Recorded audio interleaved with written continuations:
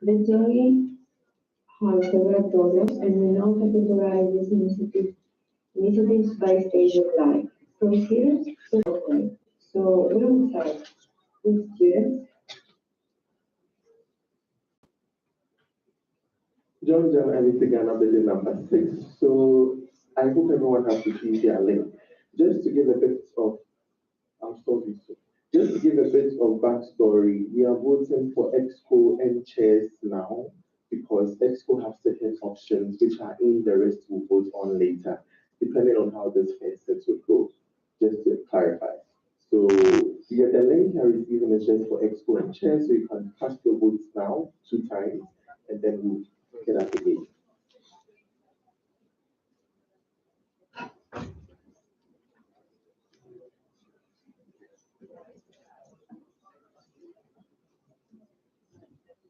Good afternoon, welcome to the ranking. So a little clarification on the ranking. You could make your top one preference first, your second option second, the third fourth. You are not voting for just one. You're ranking them in preferential order. Thank you.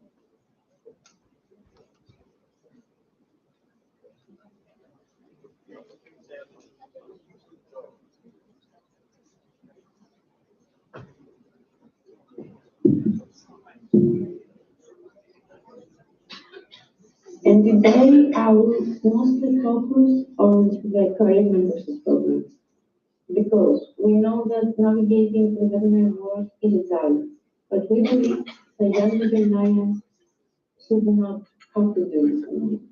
That's why we pair young vets with seasoned mentors for one-on-one guidance that focus on clinical success, release building, and essential self-care practices that are needed to thrive.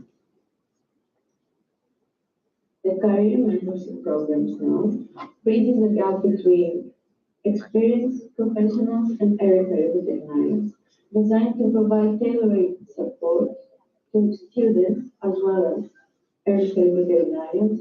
And whether you are starting out or looking to advance your career, this program will help you a lot. And why I am mostly focusing on this right now, because I would like to highlight our mentorship program.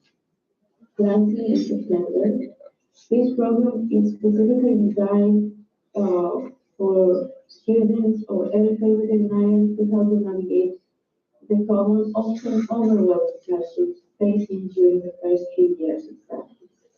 It combines on-demand videos, live interactive sessions, and individual coaching to deliver a well-rounded and flexible learning experience.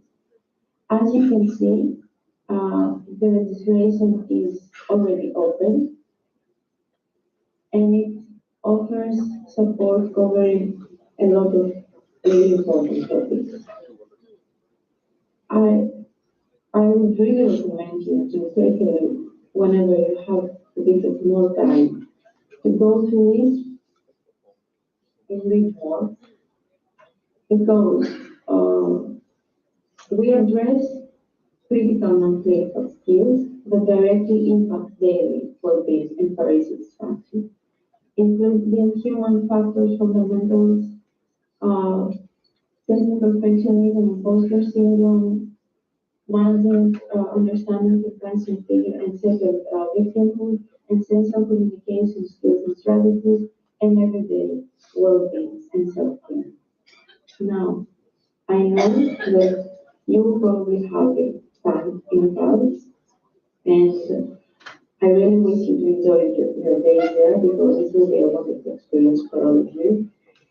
But at some point, today maybe, later, or during the next days, I would really recommend you to take a closer look, not only on FP, FZOE, and those parts that I'm presenting here, but for all the opportunities that you will hear during those days. Because it's a great opportunity for you to learn more about what is happening around the world for the veterinary profession. So you can either scan the QR code on the screen right now, or you can visit the veteran website and the veteran social media platforms to follow up on the work that is done, and especially the mental coaching program, and which, as you can see here, has three steps. First, you have to apply as a mentee, and then to enroll in the program. So in total, you have to fill two applications.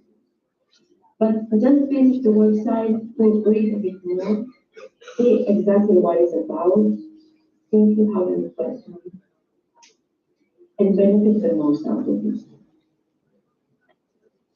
Beyond clinical practice, now, the veterinary degree is a passport to fields like research, public policy, and global health.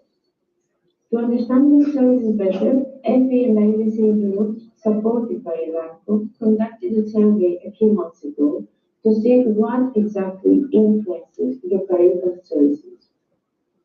We want you to know why you choose certain fields and how we can better support your studies.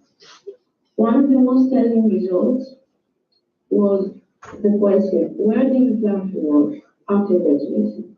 As you can see, 50% of respondents chose company management. And now, while this is a wonderful approach, I want you to know that this is not your only option. Sometimes during our studies, we don't realize just how vast this profession really is. That is why VetJoy hosts the IVSA School Veterinary Professionals that I will never stop talking about. This is not just a static list, it's an interactive ecosystem that breaks down sectors like public policy, research, and industry. By scanning the QR here or visiting the VetJoy website, you can explore the map yourself. Each section even includes video interviews with veterinarians actually working on those fields to give you a real look of what their futures could look like, beyond the ones that we already know and we already see as the most common career path for veterinarians. I know exactly how you feel. I was there originally myself, and I still believe that choosing a career path is a challenge. But I don't want anyone to feel trapped because there are so many options out there. Don't be afraid to ask, don't be afraid to try, go read, do your research. The profession is huge and there is a place for every one of you besides the common ones. Now, we are back to the tools. We never look. Under the work-life tab, it might be for mostly for practitioners, but you can also benefit from those. Vedjoy has webinar series, and the evening sessions will start this September, so next month as well. September is next month. And this series focuses on three vital topics that direct impact daily practice life and mental well-being, like client communication and expectations, management, stress management, in practice, and handling financial stress and price adjustments. To ensure these insights are accessible to as many professionals across Europe as possible, the webinars are delivered in three languages, Dutch, English, and French.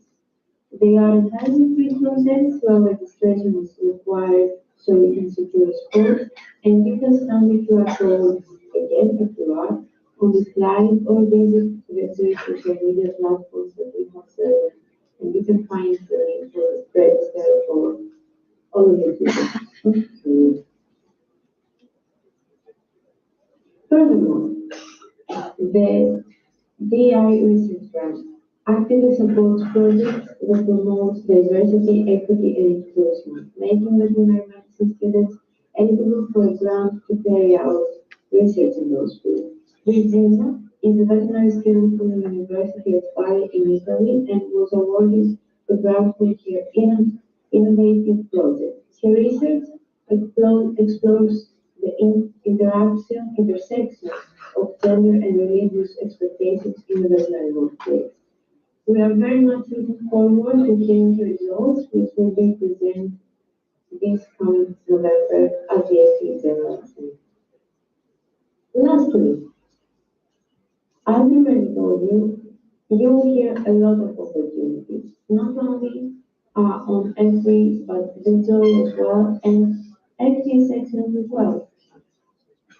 I'm happy to present you the new internship that will be held during the year from EVRI, and EVRI stands for European Veterinarians in Education, Research and Industry, and we'll have the from ideas, innovation, and eye-opening internship. Basically, every NCVA are now offering the opportunity to get a closer sense of what it's like to work as a veterinarian in the animal health industry. It will be for last year veterinary students, so the final year before graduation, in December 2026 in France. I would really advise you as well to take a friendly look at this. It will be soon shared on every social media channels, but even if you don't consider yourself applying for this, it would be nice to get to know a bit more, to see all the opportunities that are out there. And when you go back to your errors, to your local chapters, spread the word. Not only about this specific internship, but in general, what is happening around the world for the veterinary community, and all the information that you will learn during these days in your congress. Veterinary runs several initiatives, and I could speak for hours for everything about veterinary, but the best way to stay updated is by following the social media pages because everything is there and every social media pages as well. And it's not only for seeing and being informed about the opportunities that you as veterinary students can apply and benefit, but it's also to stay informed about the policies and challenges that will directly shape your future career. I would like to thank you for your time today. Um, since I'm not there, I would love to be there with you. But if you have any questions, then you can contact me. Here is my email, marta@fb, and I'll be more than happy to answer all those questions. I wish you a wonderful Congress. Enjoy your time, and I hope you go back with lots of new knowledge, information, and experiences from this Congress. Thank you very much.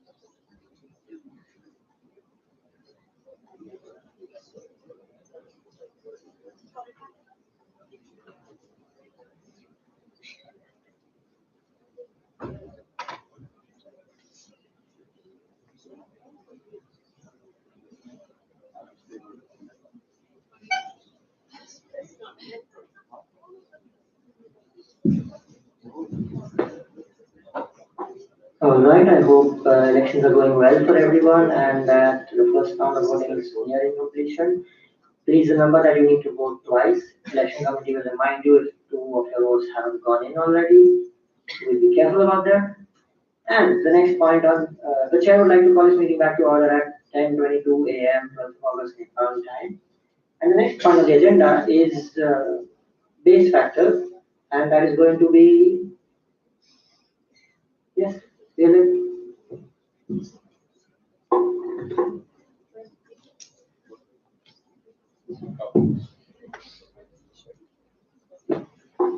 Isham, switch it to base factor, please.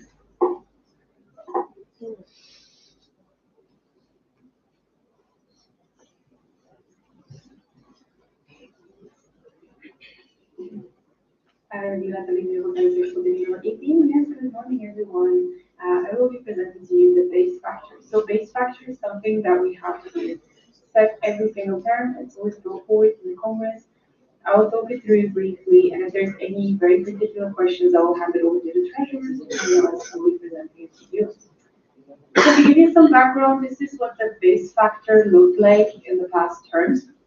And just for your information, we need to use the base factor to decide upon the membership fee. So membership fee is calculated as the following: the GDP, so the GDP of the country multiplied by the size factor multiplied by the base fee. So it was 43 in past terms, and as you can see, there was some same fluctuations before. Our thoughts, so as we've had some discussion, I think it's important for the General Assembly to understand which MO or which country sets the baseline for the GDP. In our case, it's IVSA Ireland.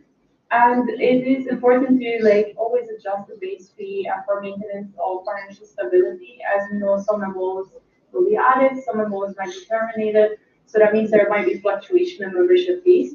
And we also will have an additional income because there were some missed payments for the 25-26 term, and they will be brought in at the start of next term. So the proposal is to leave the base fee factor at 43, as it has been since 2023-2024. So therefore, I move to approve the base factor for 2026-2027 to be at 43.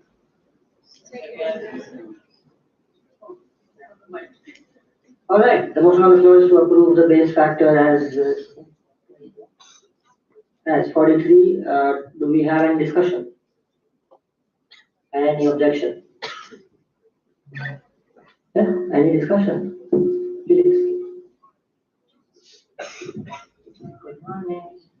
Citizens, IVSA Germany bin number 69. I would like to know, given that, as far as I understood, don't have IVSA Ireland anymore, so our baseline is changing. So, given that we keep the same base structure, how will this change the fee that MOs will have to pay? Will it still will it increase, or will it stay the same despite IVSA Ireland not being there anymore?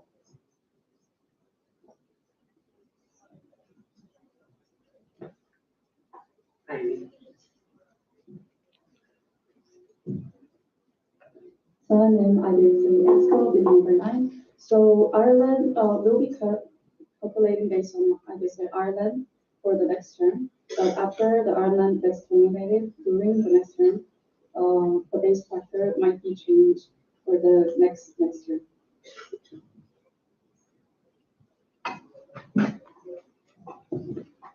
All right, thank you for that clarification. Do we have any other discussion? Any objection? Seeing none, the motion passes and the base factor is approved as 43, continuing on from previous terms.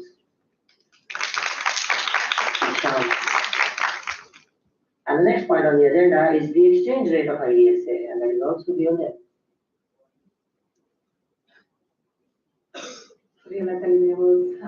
Number 18. Yes, so next point on the agenda is the exchange rate. So within the IVSA, we have to set the exchange rate for the 2026-2027 term.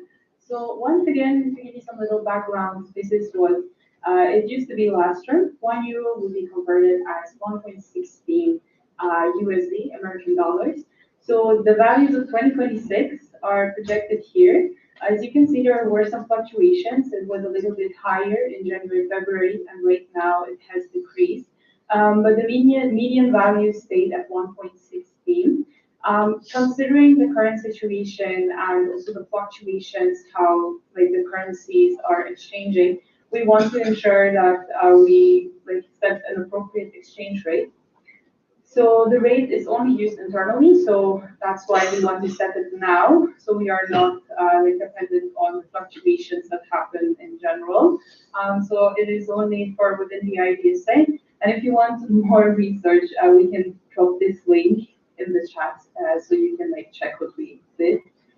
So the proposal would be to move to approve the exchange rate of €1 equaling 1.17 USD to cover any possible fluctuations considering the current trend of the dollar. So therefore, I move to approve the exchange rate of €1 equals 1.17 USD.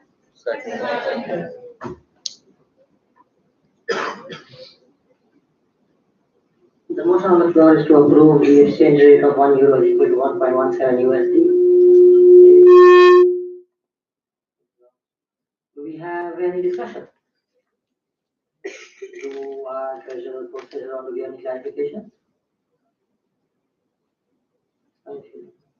Any discussion? Any objection?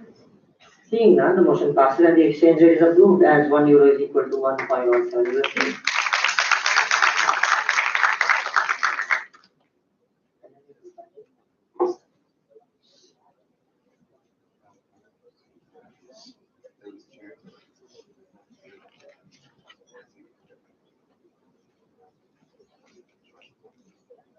All right, and the next point on the agenda is the budget for the term 2026-2027.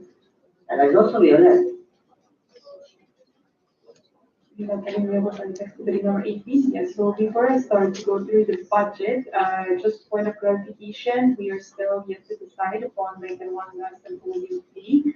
So there might be some changes within the budget. However, there's like multiple scenarios we have at the moment, and I think it's important for you as delegates to already see the budget now. So should there be any concerns, any questions, we can have discussion. So the budget for 2026-2027. Making budgets is no easy feat. I think that all my predecessor presidents can acknowledge that, and also treasurers. And especially if you're making a budget for quite large sums, a quite large association, there are quite a lot of things to keep in mind. So please bear with me. If you have any questions, we will clarify at the end of this presentation. So some important changes have happened. One of the things that we need to add to our budget is that the treasurer and the president have to nowadays travel physically to Brussels to register the new term. There is quite a lot of costs involved there, so you only have travel expenses, but you also need to pay like publication for the governmental gazette. There is like a lot of paperwork to be done. So that is like a change I made to the budget. I included it under the expenses. There's also like some questionable partner support. So you will see that within the budget we have actual income and potential income. And in particularly, the IVSA right now has to renew the MOU between Royal Canin and Mars Veterinary Health. But the sponsorship status is not yet clarified. There might be withdrawal from Mars Veterinary Health out of the sponsorship, and also for Royal Canin itself, we are working very, very hard to keep them as our sponsor. But that means that this money is not secured, and therefore we need to make estimates.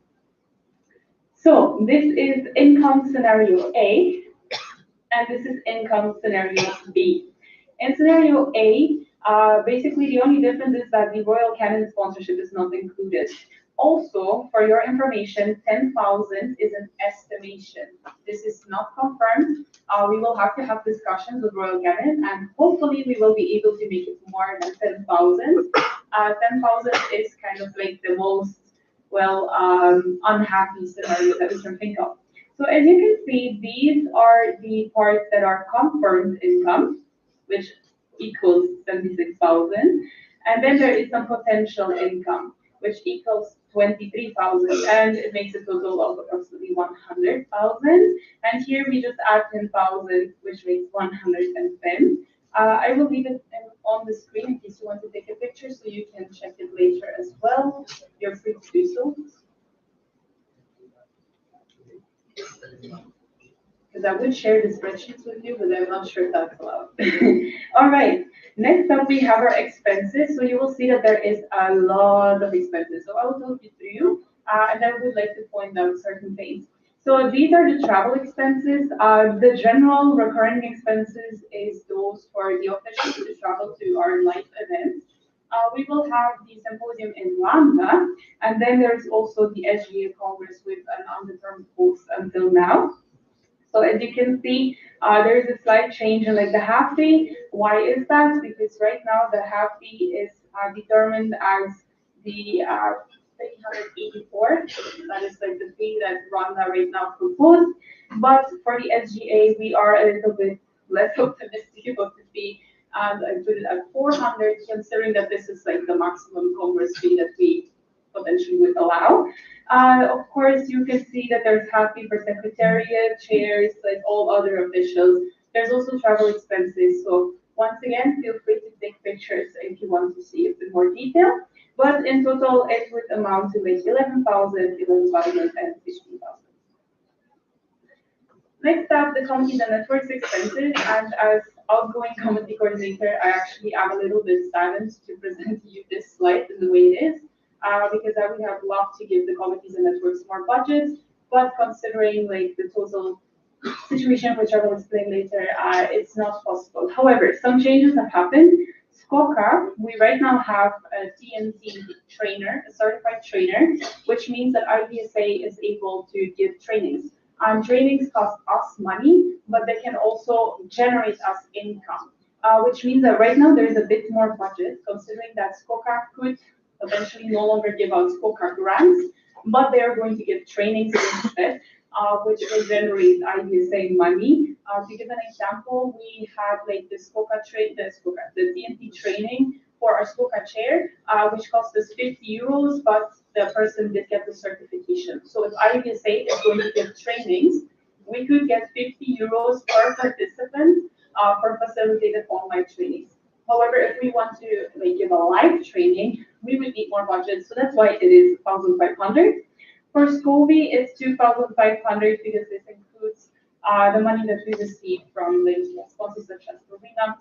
And also there is the grants that SCOVI does, the educational grants. This year there were just two of them, but SCOCA, the chair in coordination with the committee coordinator could consider it different.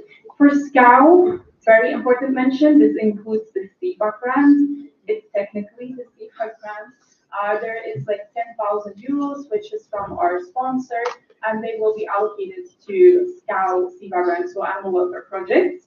Then for Standing Committee on One Health, it will be just 300, considering that this term also there were no grants and the budget was not used. For the Standing Committee on Wellness, it's 500, considering that there is two wellness grants. The Standing Committee on Wellness, during Wellness Week gives out grants, so that's why it's 500. For the all of the networks, it will be 300. Again, I had spoke with the chairs and they mentioned that this would be feasible budget. And then in the additional cost, we just like add 100 for each of them. What I would like to mention here is that there is a lot of ongoing work in committees and networks. For example, for the Standing Committee and career attributes, we're negotiating a partner and sponsorship of approximately 2,000 euros. So that means that here there might be some additional sponsorship. Same goes for Pathology Network. Wild and Exotic Animal Network, they have sponsored 400 euros this term. Hopefully we can review that. Same for Standing Committee on Wellness. So I do hope that the budget will be nicer for them. Nevertheless, in coordination with the chairs, this would be a workable budget. It's just, for me, as outgoing committee coordinator, I wish I could have given them more, considering the projects that we do. So this would amount to a total of 16,500. Next, we have the MOD. What is included in MOD? This is the Excellence Award in the Top MO competition, which is like the reduced fee spots for symposium of Congress. So that means that there is like the fee reduced by 2. Then the other expenses, what I would like to point out here is a quite big chunk of the budget, constitutional amendments. We are in talks with the lawyers, as already has been mentioned during the update, but it will cost us a lot of money. So this is paperwork, governmental paperwork. We have to get the signatures. and it will cost us approximately 1,500 euros once we transfer in there. However, me knowing how Belgian law and all that works, I budgeted 1,000 more to include travel expenses because a legal person from Belgium will have to present themselves at the notary. So that would mean that I would have to travel to Brussels. Hopefully just once, but we never know. So that's why there is additionally included 1,000. Then we also have our WVA annual membership fee. Those who were in Taiwan might remember we were gifted a grant by WVA president last term. The money will come from there, but I think it's important for you to know that we do pay membership fee, and then we have the travel grants. So this is something different than the SIVA SCAL grants. These are like travel grants to give students to internships. So it totally amounts to 13,750 euros. Next, we have our webpage. So we have a website, we have Blue Up, etc. So also today we are using Election Runner. As you can see, it costs us quite a lot of money. About members portal, it's actually not paid in euros, it's paid in dollars. So I had to make a conversion. Nevertheless, it should amount to 5,187 point something, so that's why I made it 5,200. And then we have our administrative costs, current discrepancy, and bank charges. Regarding bank charges, I had a discussion with the treasurer that 1,000 might not be enough, considering that if we do transactions to malls, for example, IVSA India, there's always transaction fee and additional bank charges, which can amount up to 50 euro per transaction we are doing. However, considering the current status of our budget, it is impossible to increase it more than this. But this is definitely a point for amendment later in the term, possibly. So that amounts to 1,700. Then events, I know this is very, very small, so I will be dropping the picture in the delegate chat for you later so you can overview it. There is a lot of events happening, and they are listed in order that they will be happening. Representation will depend on the person that is closest to the location that is available, and there's some events that are just attended by president or European regional rep, etc., etc. These will be subject for the internal discussion. There is quite a lot of important recurring events from FBE, WhatsApp, FedCava, etc. The new event will be this one, the World Bariatric Congress, and I'm super happy to announce that the MOU was signed during this Congress, and we also will receive 1,000 euros of sponsorship. So that's amazing. There's also FBE and Viva Combined Congress. Yes, maybe we should upload first. So we will have complimentary registration for Viva because the Viva GA, which is like the Federation of European Equine Veterinary Associations, will be happening in Birmingham, and the dates are coinciding.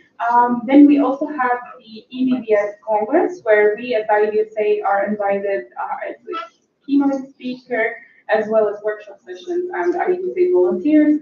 And then we have one event, I'm trying to find it for you, which is like the FAVA Congress here, which will be happening in the Philippines.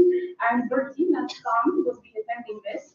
She is part of like, the JetSea group for HUA, and her expense will be covered. So applause for that, please. And just for your clarification, all of these calculations amount to 13,050. So the travel expenses in total, as you can see, there's a lot of partner expenses, but there is no sponsor event. The other travel expenses are just 3,000 euros, and then for President-elect, we always budget 1,500. The event that the President-elect will be attending has yet to be decided, but I do want to mention that I will be graduating on the 17th of June 2027, which coincides with the FBE second GA.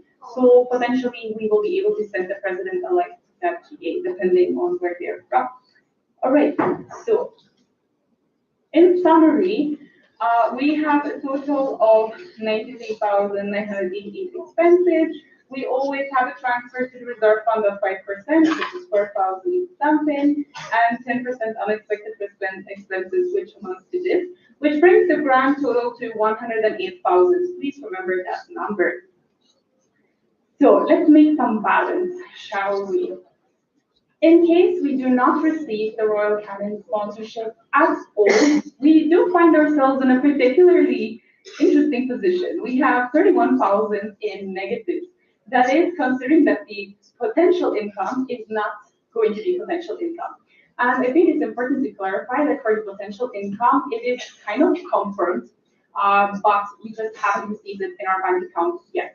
So I really hate making assumptions, but you can assume here that this will be income.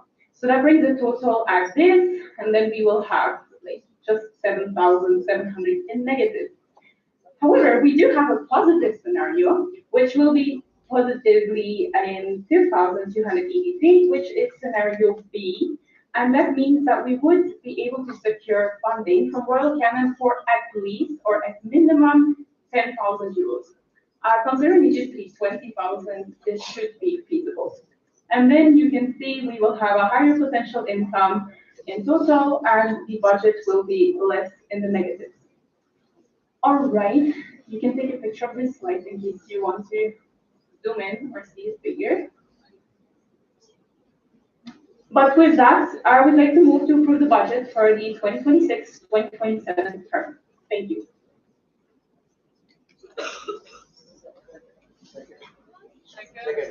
Thank you.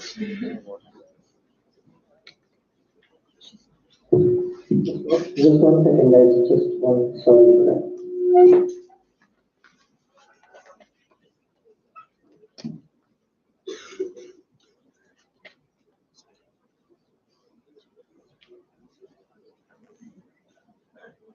Right.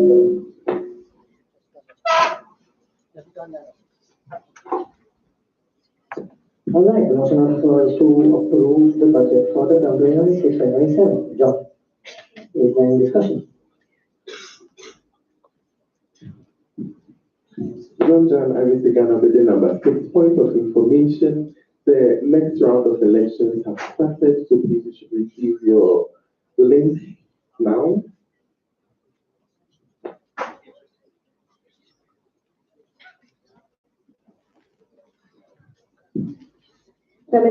Activity number 3. Can the previous speaker please clarify what is the potential income besides the Royal Canin sponsorship? Thank you.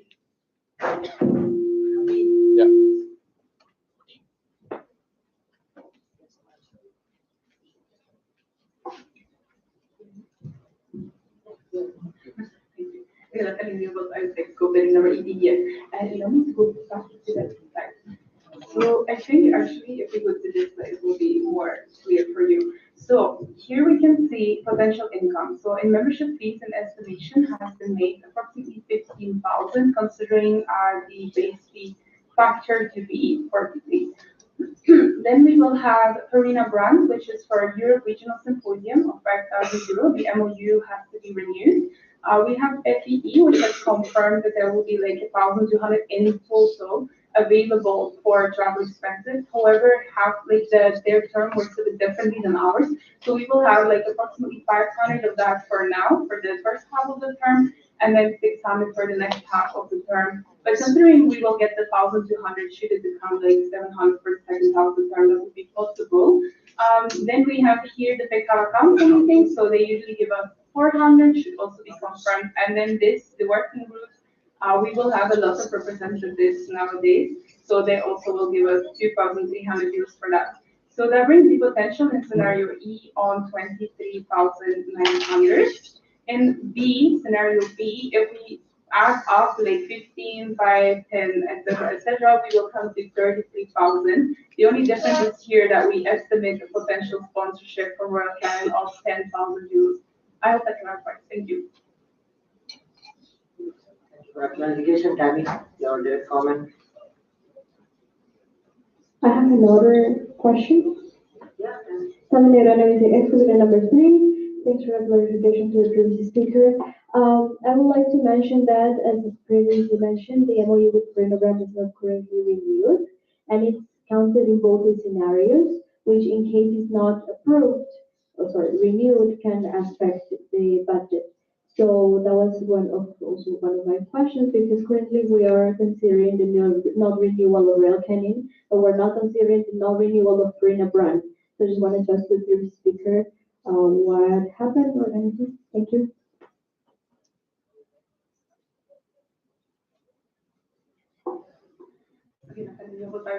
Number 18, yes, thank you very much for pointing this out. From the information that I received, I put it in scenario A already, considering that it would actually be renewed. So apologies for that. But if we are going to take it out here, this would bring the total of 95,000, which means we would have 11,000 in negatives in potential scenario A. But then potential scenario B stays the same. I hope that clarifies. Thank you.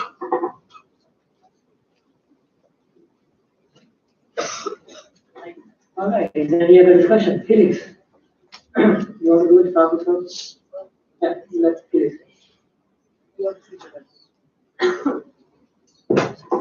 Felix Metzger, is German being number 69. I have a question, but given that I see a lot of delegations still being very much on the phone during the elections, and this is a very important topic, I move to go into a 5-minute Senatese to discuss this afterwards. The motion is to go into, you want to do 5 or 10? 10? 5, yeah, okay. 5-minute Senatese for the delegates to be able to discuss the budget. Is there any discussion?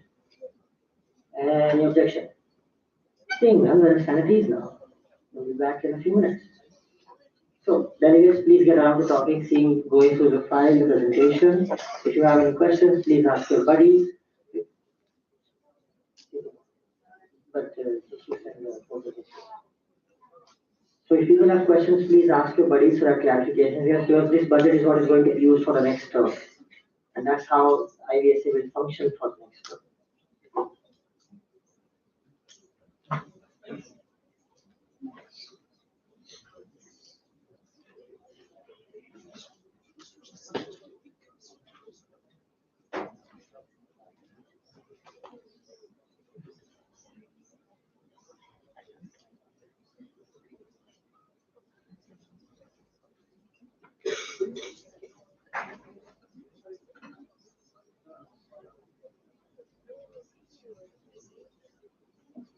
Also, in case if anyone needs a specific slide, just let me know and we can change it. I'm doing my second right now. Sorry. I just submitted it now.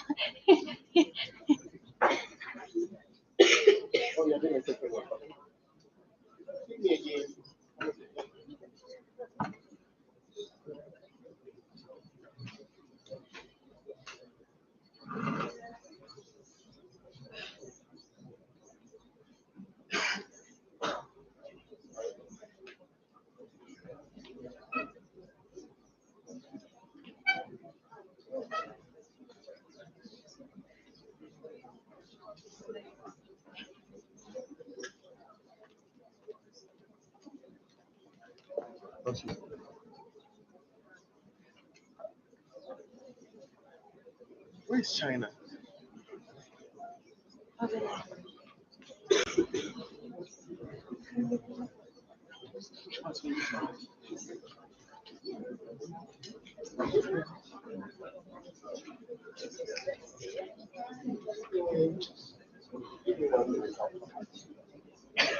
there.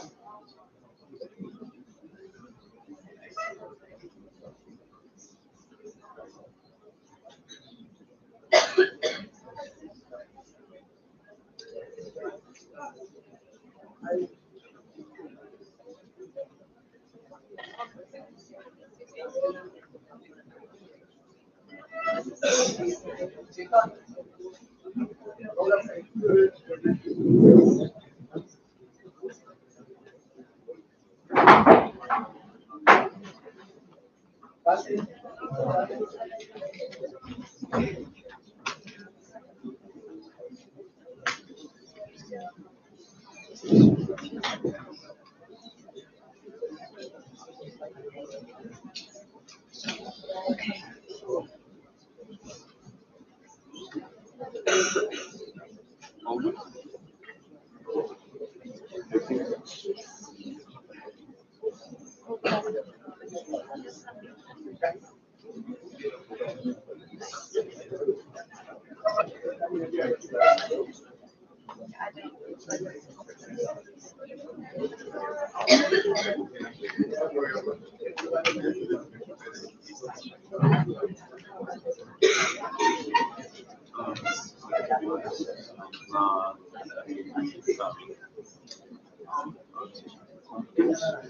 For judging the budget, some points, yes, I think I have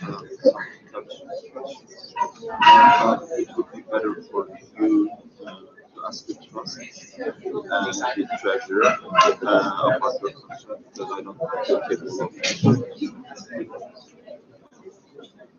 But yeah, you're welcome. Guys, the Nepal is selling some merch.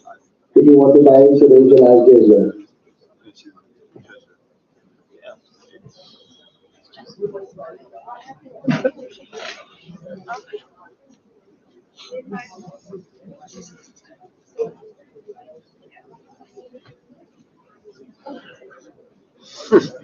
Slowly feeling better.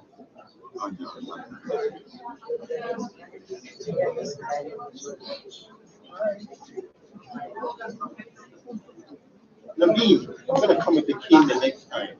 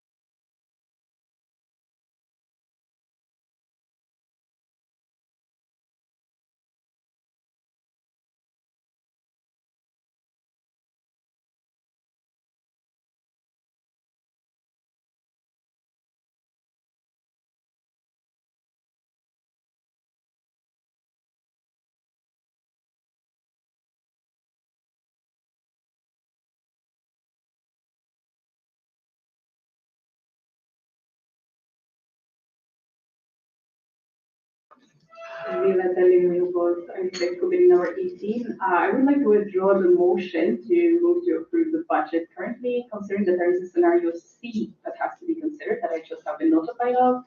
So therefore, I move to withdraw the motion on the floor, which was to approve of the budget for 2026-2027. You lost it, yay! So when the person who's put forth a motion withdraws it, you don't need to do a second because it's directly withdrawn without a vote. Now, considering that the motion has been withdrawn, yes, is itching to give his parliamentary advice.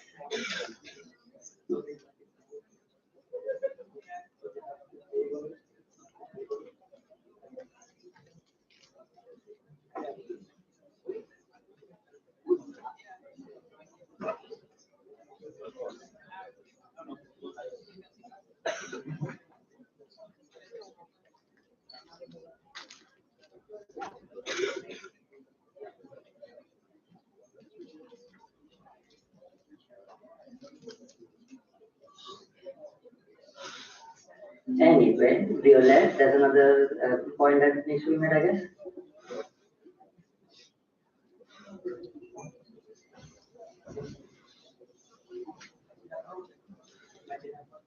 Yes. Viola Calini would like to activity number 18. I move to table agenda point number 94 until further time. Oh, until before any other business. All right, the motion on the floor is to table the agenda point on the budget 2026-2027 until right before any other business. Do we have any discussions? Any objection? Seeing none, the agenda point is tabled, which brings more time to the delegates to be able to go through the budget, ask questions, make comments, and you can always approach our treasurer, our post treasurer, our president and president-elect who are involved in this entire process of the budget creation. All right, shoot. Move to GA1 onwards. Now that order of the day is over, we will be going to, just to confirm again, please GA8. Yeah. All right. So the next point on the agenda is to continue on from GA1 onwards, and that will be we're doing preliminary report. Is it ready? Yes. Issue of course. Preliminary report. The chair would like to entertain a motion to untable agenda point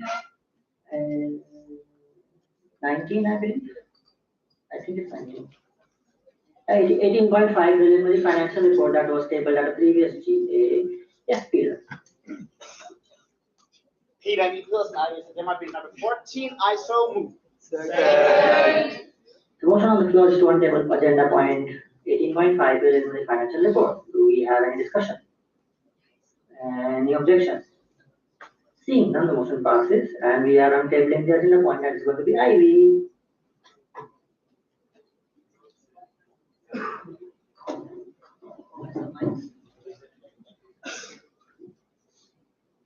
So name IVSA Excel meeting number 9. So I'll be presenting the preliminary financial report of this term.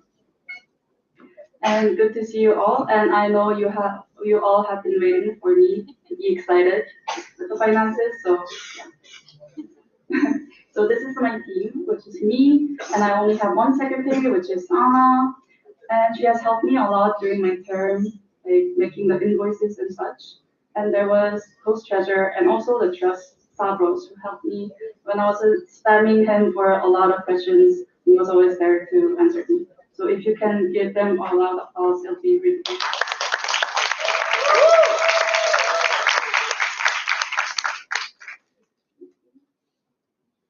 And what does treasurer do? So as a treasurer, you track the incomes, which includes membership fees, sponsorships, alumni fees, and central fund tax. And for the outcomes, you have reimbursements, grants, and prizes. And also, treasurer checks the budgets and also takes care of the taxes and financial administration. So we registered ourselves to RNG Bank for this term. And also, treasurer is always fighting for the spreadsheets. So improvements of this term. We have successfully managed to register me as a mandate to the ING Bank in Belgium. And we made some new forms to standing committees and networks and DoD grants and prizes with the help of DoD and CC. So thank you for that. And to give you a peek of the life as a treasurer, so missing membership fee has found and hunted down, and sponsors found and hunted down. And I have been asking a lot of MOs and members for missing information for the transaction. And there were a lot of efforts to reduce the transaction fee and the travel expenses. So on the right side, you can see me and Tommy discussing to reduce the travel expenses over there. And always continuing to figure out how the spreadsheet formula work with a special thanks to GPT. And spamming our bank for their answer because they're always late. So the next point is the central fund. And this is last checked on 2026, August of 03. So this is not considered, considering the Nepal Congress of 75th Nepal Congress. So it will be added and presented at Rwanda Symposium. So for the income, we have several things. And the sponsors will be 83.56% of the total income, which is a lot, because this includes sponsorships for a later term and that has paid this term. And there were several new sponsors, including the Workbit and 2B. To show you the outcomes, this is the travel expenses outcomes. And because the symposium was held online, there were only 3 EXCO members participating this offline in Greece. So the symposium travel expenses and half fee are kind of small compared to that. And for the Congress, we still have to pay the Nepal OC their half fees and the remaining balances. This is to reduce the transaction fees. So this will be updated on my Rwanda presentation. And this is the outcome of standing committees and networks. This includes the standing committees and network grants and prizes. And also the SCAL is including the SCAL CBA grant, so it's kind of a lot compared to other CMS. And this is the outcome for BOC, MRP, and Europe region. So MOD budget includes the Excellence Award and top MOs. So this will be also transferred to Nepal OC after the event. And for the bank charges, there was some efforts to make it lower as possible, but there were some efforts trying some other methods, so this could be a bit higher compared to that. But we have found a solution of sending the transaction to the local currencies. So hopefully this bank charges would get lower during the next term, and I will also include that information in my handover manual. Next, we have other expenses, which includes official uniforms, tools, and elections, and members portal. And members portal is to manage our all MOs, and this is how we use.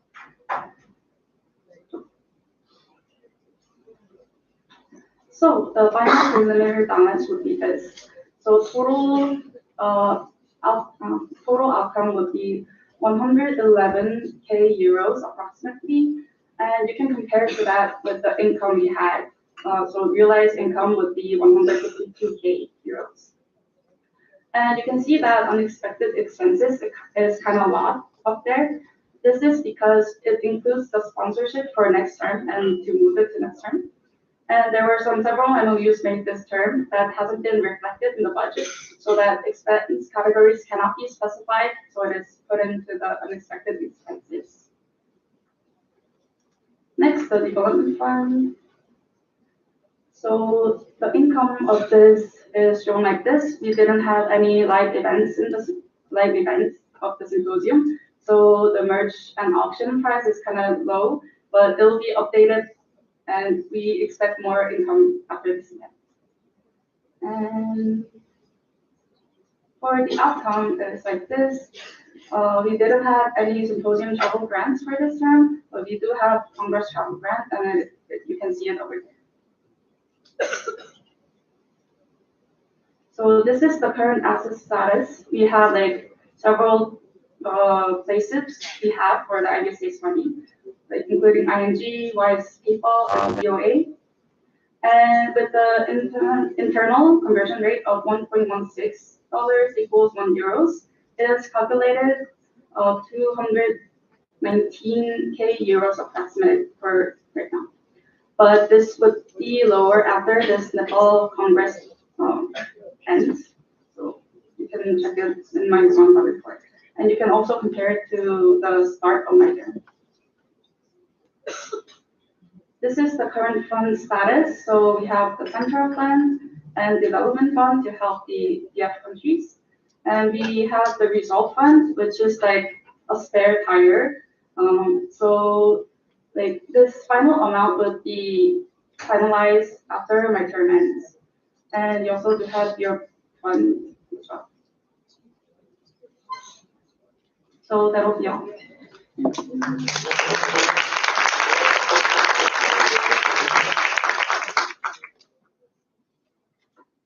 Thank you for that preliminary report on the finances of IVSA for the previous talk. Is there any discussion? Yes, we are. And if any delegate wants to go to a specific slide while we are doing a discussion, please let us know.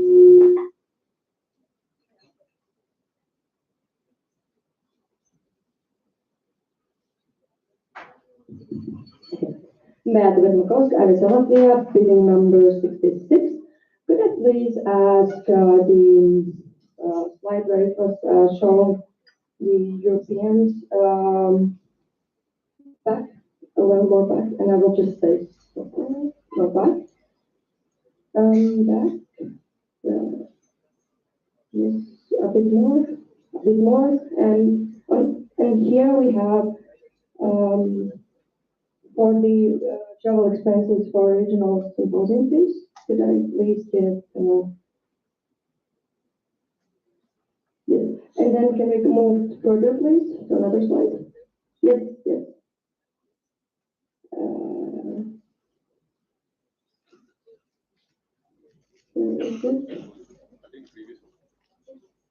One of, I don't see it anymore, but I wanted to ask, one more back. One more back, please. Okay, yes, there it is, finally. So there is like, I have a question for Europe's Regional Symposium, why there is realized €3,000.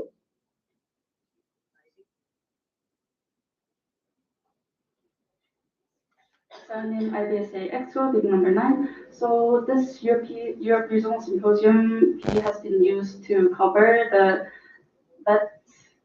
Better Projects winners symposium participating fees.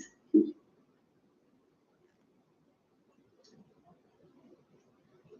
have a follow-up question, any discussion? Madam McCosk, IVSA, bidding number 66. Yes, it's just, I didn't realize it would have been funded from IVSA side.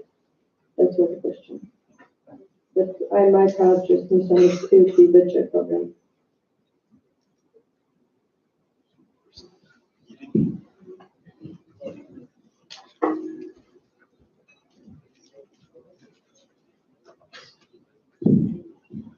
Doesn't even I included number 3. I guess there's some confusion with the managing the year symposium because we have 5,000 from Karina Brand, but these 3,000 is separate from for BitJoy.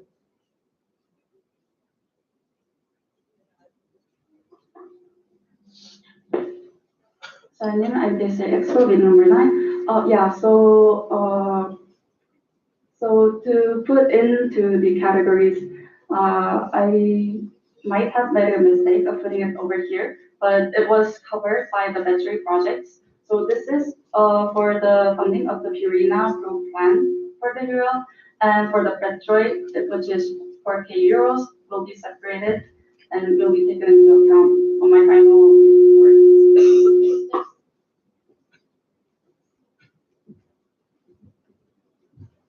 All right, just for clarification for the GA, what the preliminary financial report means is that an initial estimation of how much expenses we've had so far, because there's always going to be expenses that are that happen towards the end of the term, right after the Congress ends, and the first couple months that are spillovers from the previous term.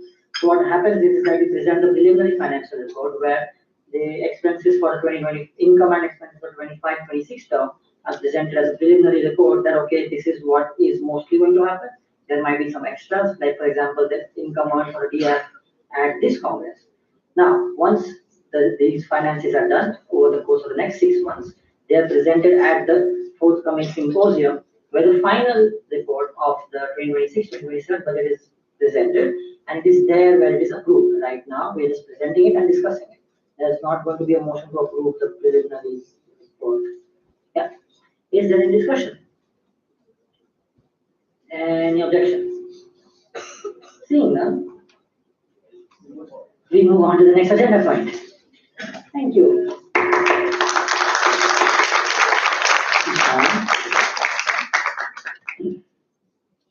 I believe the next agenda point is history task force update. Yeah, it's open, it's open. Go down a bit.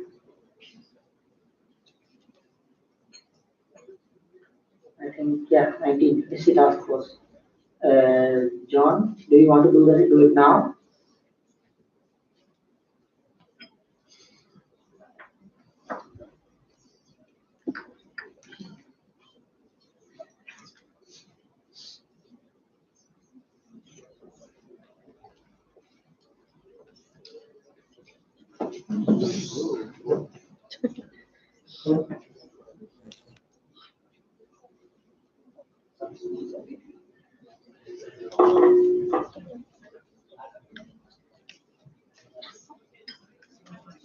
Ryan, do you want to ask Ravanda also to join?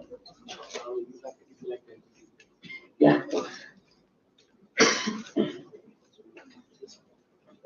The chair will now entertain a motion to go into a 10-minute recess while we wait for the Rwanda OC to join online.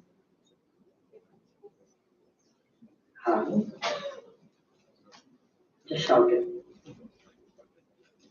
IVSA Republic of Korea, bill number 97. I so move. The motion on the floor is to go into a 10-minute recess while we wait for the Rwanda OC to join us. Is there any discussion? Any objection? Seeing none, the motion passes. We are in a 10-minute recess while we wait for the OC to join again back for a discussion. And I will see everyone back at 11:25 a.m.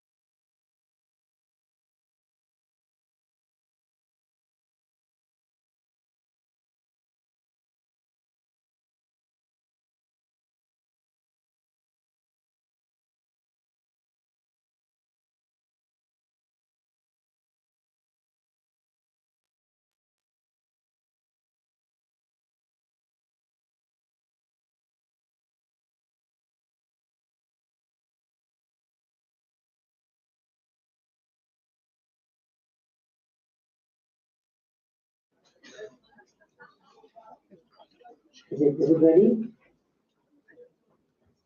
Yeah. All right, just for the live stream purpose, the chief chair would like to call this meeting back to order at 11:33 a.m. 11:33 a.m. Nepal time. The discussion on the floor right now, the motion on the floor right now is to approve the symposium fee to 384 euros without CF tax. Considering all the questions that were brought up at previous events, the previous GAs, the discussion continues, and the OC will be answering the questions that we pose to them live. So we will start asking questions, and the OC will answer them. We sent them the question. The questions were sent to the OC, but they chose to answer them live. So we'll have to restate them, and Ryan is going to restate them to the OC again. All right, Ryan.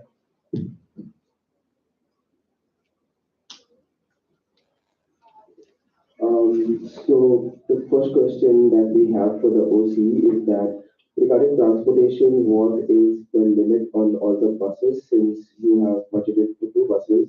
And in case there are more than that number, how will that affect your budget?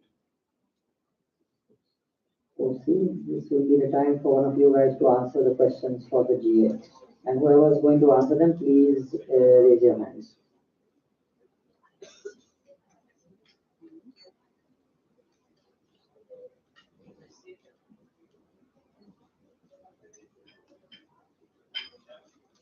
Hi everyone, I hope you are doing well. So actually, for me, I didn't hear the question very well. If possible, that person could to come again, please. Yes, Donna, we will restate the question. Right, can you hear us now? Can you confirm if you can hear us? Yes, I can. Okay, so the question is, currently your budget states that you have 2 buses for transportation. Now, the General Assembly would like to know what is the carrying capacity of each of these buses, and in case the carrying capacity has been exceeded, what are your plans and how would that affect the budget?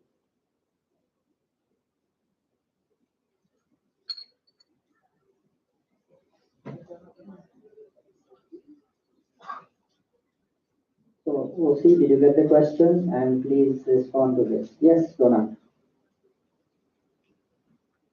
Yes, thank you very much and good evening, dear delegates and Mr. Speaker. So regarding the buses, yes, I agree. In our budget, we have 2 buses, which are planned for 80 delegates, because this is what we were told by our FOD Lion. So these buses, each bus has the capacity to carry 35 people. From the hotel to the venue, and from the venue again to the hotel, taking another few people for the fees. And that was it. I mean, that were the 2 perspectives that we thought about. Okay, thank you for that answer, Joel. There's another question from the GA floor.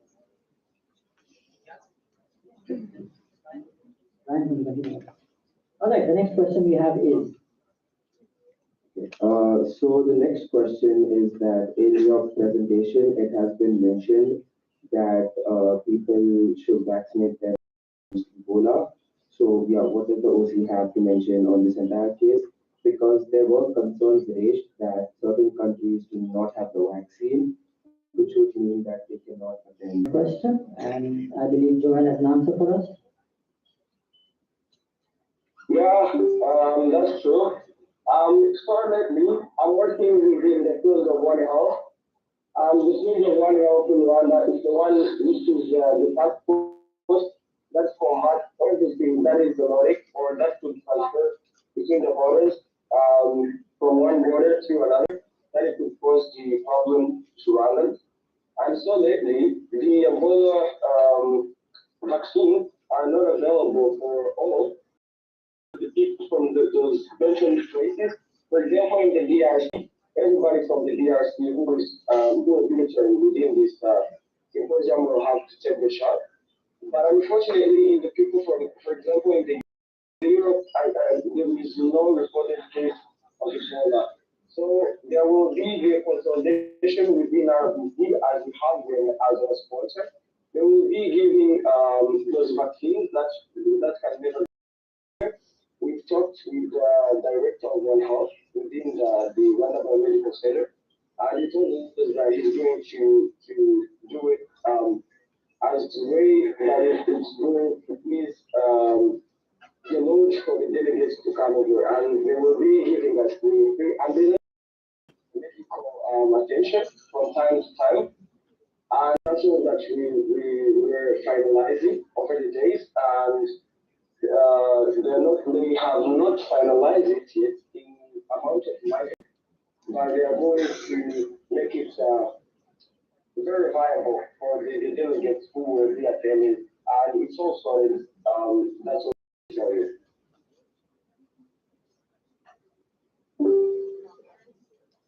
Yes, Leonard? So thank you very much for the question. The reason why we included that information in our presentation was just to let you know this, you guys, because the Ebola case, as Joel said, is now has been reported in our neighboring countries, here as Congo and Uganda. So we wanted you guys to know this. Then once maybe this outbreak is now in Rwanda, so you can know. But so far, no reported has been, no reported case has been communicated by our national healthcare authorities or national authorities like WHO. So no reported case that has been communicated by any of those authorities.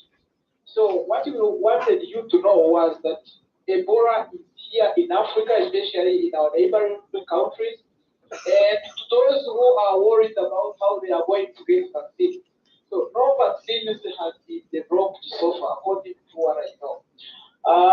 All we wanted you to know is that just even if you are going to attend this GA, yeah, it's good you can attend, but you need to be aware of this so that people wearing the PPE, checking you, like you get supplies. I don't know if you understand what I'm. Okay, thank you for that answer. Is there any discussion on the floor of the GA issue? You might have to come up here.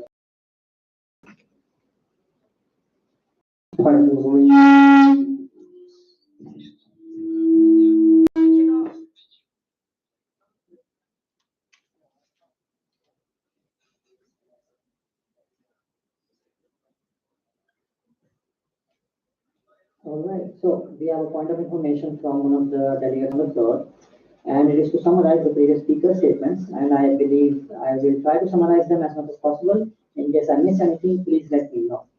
The that the Ebola vaccine is available only in Rwanda and the DRC, so that outbreaks do not spread across, so it's not available to anyone else. However, if you are traveling, the OC has said that's going to be safe, and there's always going to be an ambulance service and doctor service available at the event. That's what it is. And the update from the OC side is that there have been no cases reported in the recent times. So it should be safe for delegates outside of Rwanda and DRC who do not have the Ebola vaccine to attend the event without a COVID. Do we have any other discussion on the floor? Okay, Ryan. Okay. So the next question the delegates raised was about general safety and about climate Rwanda. So what do you have to say about this? Did you also get that question? Yes, Donna. Okay, so thank you very much once again. Actually, this is one of the interesting questions that I liked from your comment side, because Lion sent to us a link which, where all these things contained. But as far as I know, I tried also to do a deep research about this, and I found that according to the United Kingdom Foreign Commonwealth and Development Office, crime levels in Rwanda, especially in Kigali City, because this is where our symposium is going to be hosted, and it is our capital city. So crime in Rwanda are low, but this doesn't mean that you can just walk really with like a phone or something like that. So they describe that snatching can happen, and the other theft that are not that are not on high levels. So there are some different international conferences that happen in Kigali. So for a country to happen a congress like Commonwealth Heads of Government Meeting, which is very known as CHOGM, this was hosted in Rwanda in 2022. And also 73rd FIFA Congress in Kigali. All of these congresses have been hosted in Rwanda. So I think also they consider the security issues, delegates will be fined, things like that. So considering that we hosted these congresses, I now can consider Rwanda as one of the safest countries in Africa. So not like to exaggerate things, but if you go to some website, you can go to Google or other websites like this one I mentioned, you will find that so many congresses have been, hosted in Rwanda. But from our side as the organizing committee, we are students. So we will just treat you like our colleagues. So that's why, we have, a very safe transportation. We will be, you guys accommodating you in the hotel in Kigali. We will have the OC members. Also, we will have other delegates that will attend from our university. So all of these people will be ready to support everyone. So you will not like go to the market or you want to buy something like a snack or something like that without an accompanier, because we know that your safety will be in our priority at this time. And let me just assure you that Rwanda is the same. There is no crime, but we cannot, agree 100% that it is a safe 100%. Yeah, so that's all I can say. And thank you. All right, thank you for your answer, Donna. We will see if there's any more questions on the GA floor for you. Does summarize? Oh, Jishu. It's a question for them. Yeah, come on.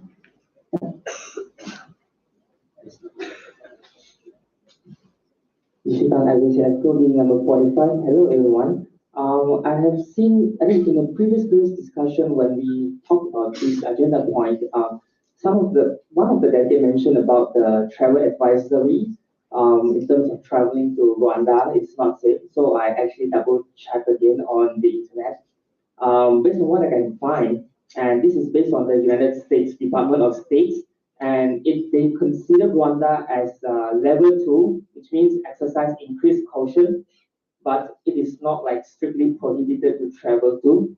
But then the citizens are also advised not to travel within 10 kilometers of the border with the Democratic Republic of Congo. So I think as long as we are not at the border region, the general safety in Rwanda is still a less concerning point in our consideration. Thank you. All right, thank you for that comment, Jishu. Do we have any other comments on the GA floor? Okay, Donat, you can go ahead. So even if I didn't hear the question very well, but I would appreciate it if you can clarify it for me just so that I get it well. Because I just want to go fast. don't know why I thought I want to go fast, but I want to go fast on this one. So could you please repeat the question very well, Avanish? Donat, the previous speaker was just a statement stating what the security measures in Rwanda are like. It wasn't a question, it was just a comment for everyone. The question is coming up next. Yes. It's going to be one of our delegates speaking now.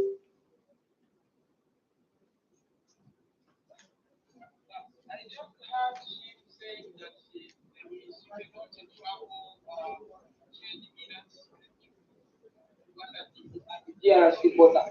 So I think most of us we know these political issues, and we understand you are worried. Rwanda and DR Congo, things have been not going very well between the two countries, but these are not our issues. So what I can say here is, uh, Just to pause you for a bit, we spoke about the security thing. We have another question from the GF. We're doing that now. all right, no problem. Yeah, thank you. Hi, Aneta Tomkova, IVSA Slovakia. I would like to know if you could please elaborate more on the armed unrest on the borders with Democratic Republic of Congo, because according to the source that I have been checking, it's level 3 or 4, which means reconsider travel or do not travel, not level 2, that the previous speaker was mentioning. Thank you. Just to summarize our question, we have one of the delegates has found a message online that says that travel restrictions exist. So can one of your OCs please clarify this? And I will give the floor to Donat. Okay, so thank you. As I was saying that these are like political things, but as I say, the symposium will be hosted very far away, 10 kilometers. No one will need to travel 10 kilometers to the border, because the border is not where our symposium will be hosted. But even if you can travel there are some more on the border. There is the Lake Chifu, which is being shared by Rwanda and DR Congo. It is accessible because there is security there. Plus, we will be working with Rwanda National Police. These are the people who will be, just in case we are traveling, especially to villages. We will have one of the officers, accompanying our buses. So we will not have these things of security, and especially in Kigali, security is very tight. Wherever you can come from, I think you cannot breach the security. That's all I can tell you, and you can even search it, on the sources. Thank you. Okay, thank you for that, Donat. Joel.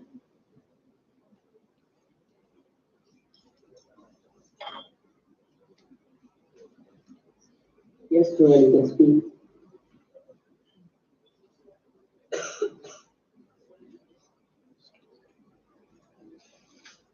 Okay, never mind. We have the next question from the GF floor, and that is going to be Ryan again. So, sorry, there is someone raised the question. Interested? Oh, hello, yes. I did not see that hand, but can you please speak?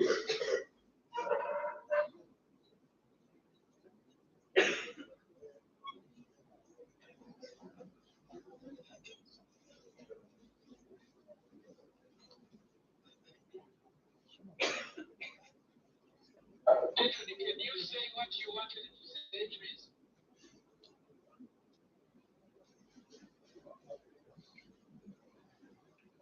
Okay, maybe it was a mistake. Let's move on. All right, the next question from the GF floor is. Okay, so the next question is, delegates have raised concerns about the high delegacy currently, which stands at 384 euros. So in order to try and get the delegacy as low as possible, delegates have asked whether it would be possible to remove some of the items such as the delegate bags and symposium t-shirts. So how would you like to comment on this? Yes, Pranav. Okay, thank you very much. Actually, this is again a wonderful question because of the following things. So we are all students. At the end of the day, we all want to save even €1. You can save it and then use it for any other thing, maybe to buy water or drink. So as I told you, Ryan, in our meetings, we had several meetings. We have been like preparing this together. I think it's not 1 year. So the whole time we have been together. We just told you that we are mobilizing the sponsors. Currently, we have €2,100 from the sponsors.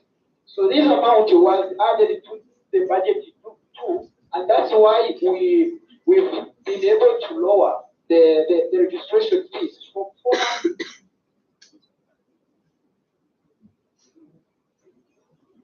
Donat, you got cut off.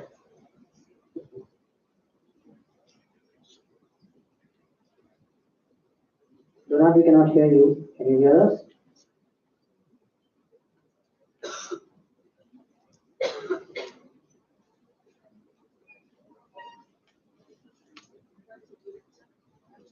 Can any of you hear us from here? Yes, we can hear you. All right, great. Donat has, I guess Donat has network issues. We cannot hear him. We will circle back to him after the next question.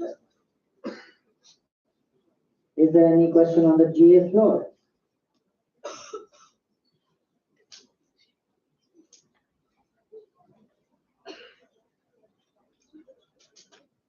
Karina.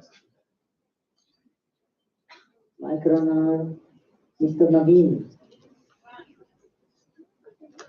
All right.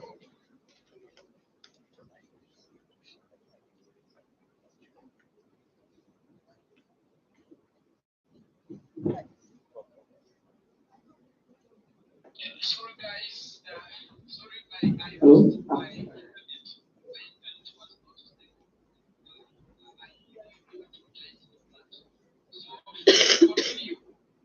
Yes, please continue.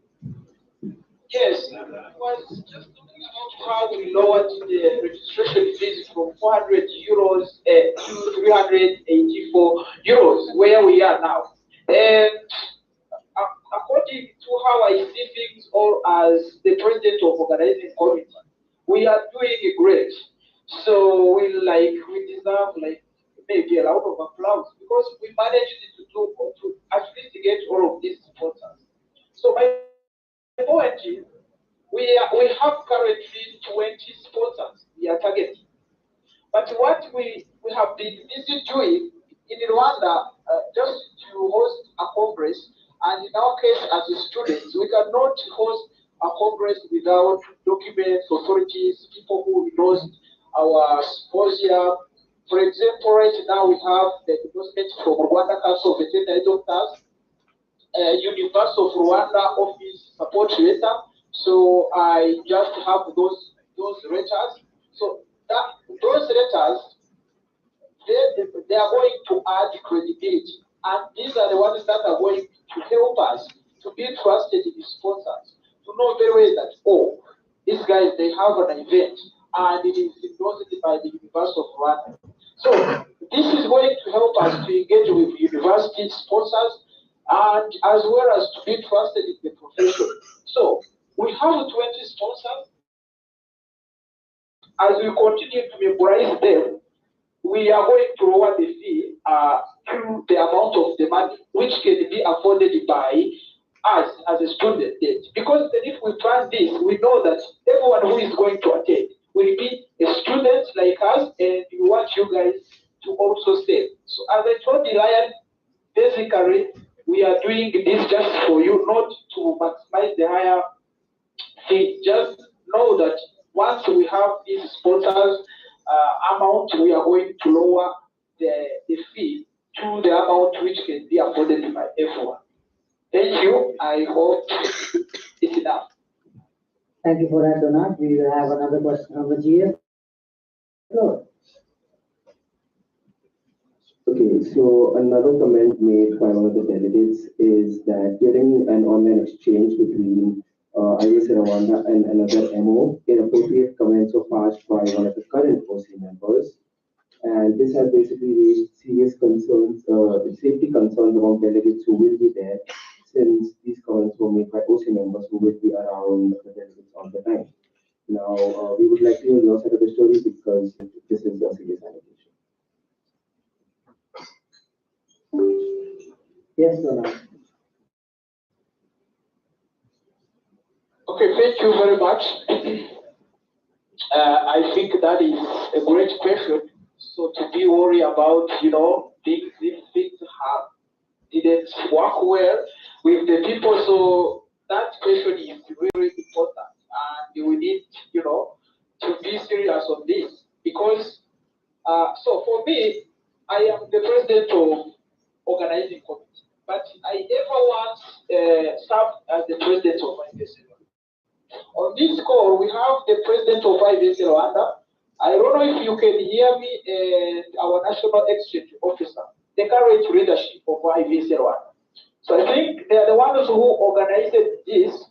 So since they are here, I can pass the floor to one of them, then explain, what happened. Then maybe we will supplement. Thank you. Thank you for that, Donat. Is one of the board members going to answer the question? Yes.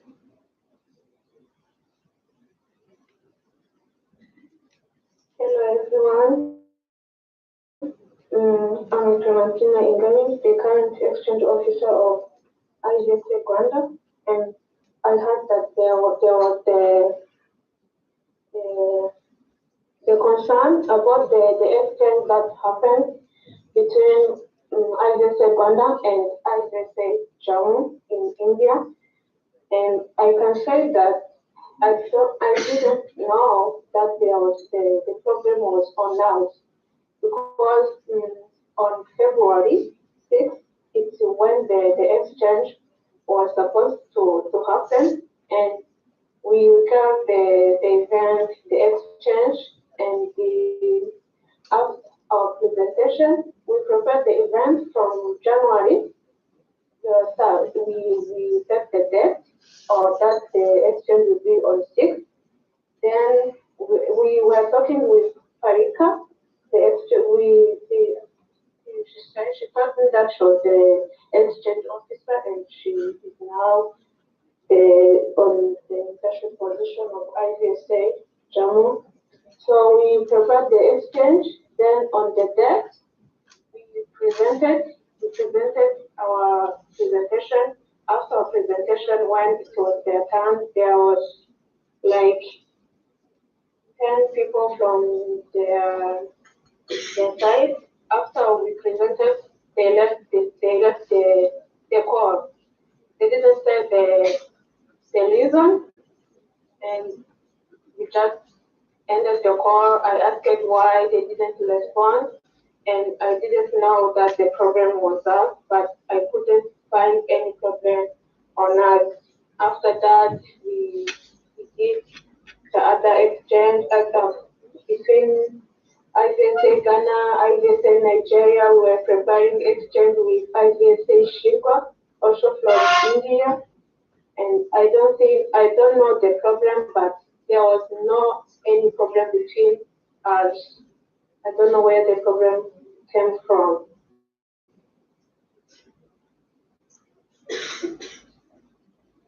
If possible, you can specify the problem they got.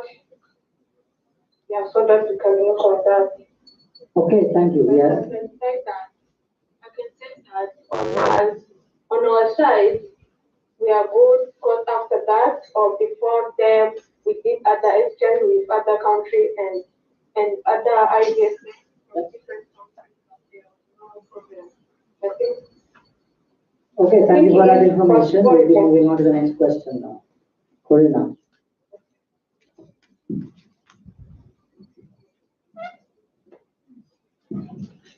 Kuravata, I will join three number 7.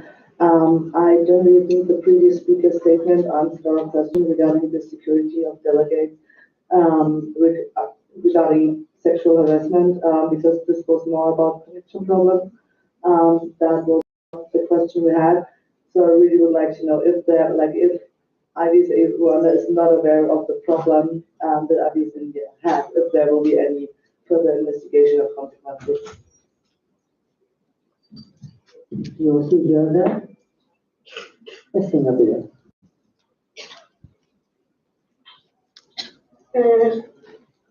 Okay, I got aware that there was sexual harassment, but I can assure you there's no sexual harassment from IVSA Rwanda. I can assure you, and the target will be safe. I can say that there was no, if there is like evidence showing that there was sexual harassment, they can show us, but we can't guess that this was sexual harassment. If there's there a person that can like specify that sexual harassment that was made on him or her, he can say, but I don't think there was any sexual harassment between us. Thank you. Okay, thank you for that. I believe I saw a hand up from IVSA Rwanda.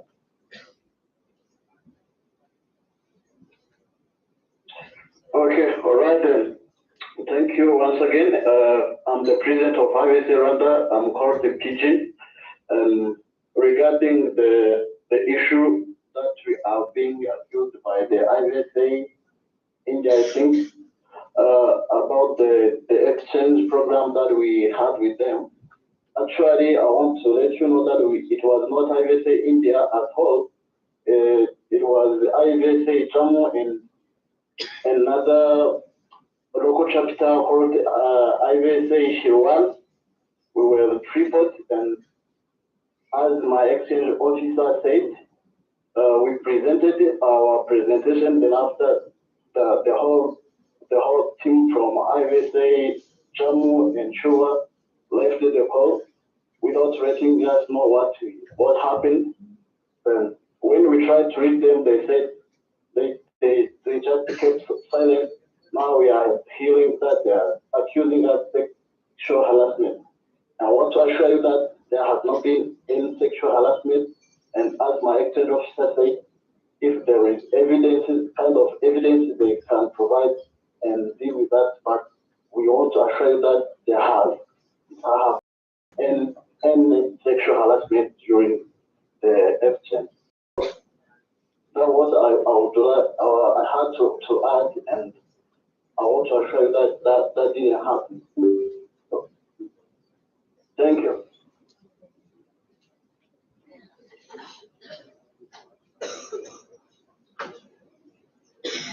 Okay, thank you for that comment. I believe we have proofs available from the chats of the exchange that took place, and we will share it with the OC for clarification, as well as, one second. It's being sent on the WhatsApp group of the Rwanda Symposium. So you can please check it there, go through it, and then reply back to us. Until then, do we have any further comments?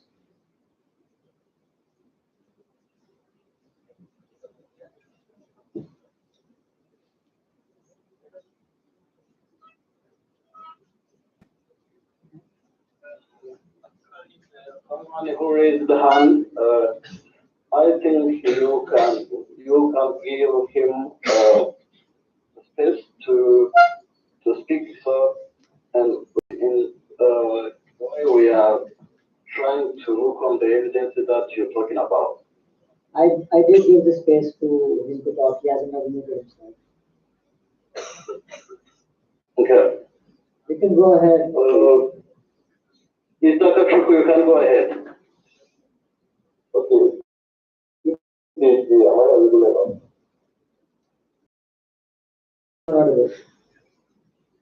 Okay. I'm from IVSA Nigeria. I expect the comment of the comment from the allegations against the IVSA for my sexual harassment. I was particularly confused when I heard of the allegation at first, We cannot hear you. Can you please clarify what you're speaking? You are slightly audible, yes.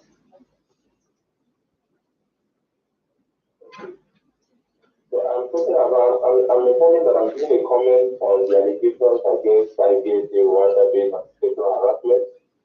And when I was informed about this, of course, I was confused. So I'm actually there to inform the delegates that people both at national level and at local level define and number member organizations against Nigeria. We have encountered, we have had multiple exchanges against Rwanda, both at national level and at the local capital level.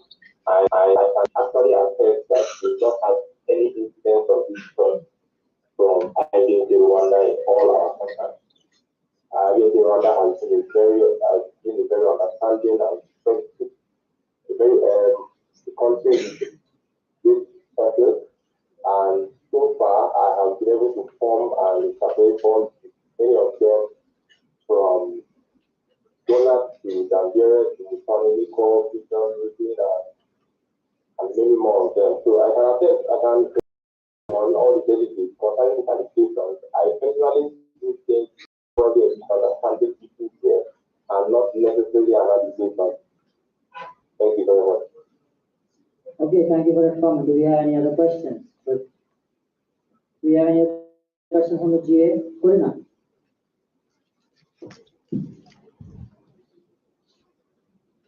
Kunamana, I will join meeting number 7. Can you maybe get a summarized statement from the previous speakers? As I understand, the answer is so they are assured that there was none sexual harassment, so there will be no internal investigation from their side on that topic. Do you understand that right? Yes, that would be correct. Ashley?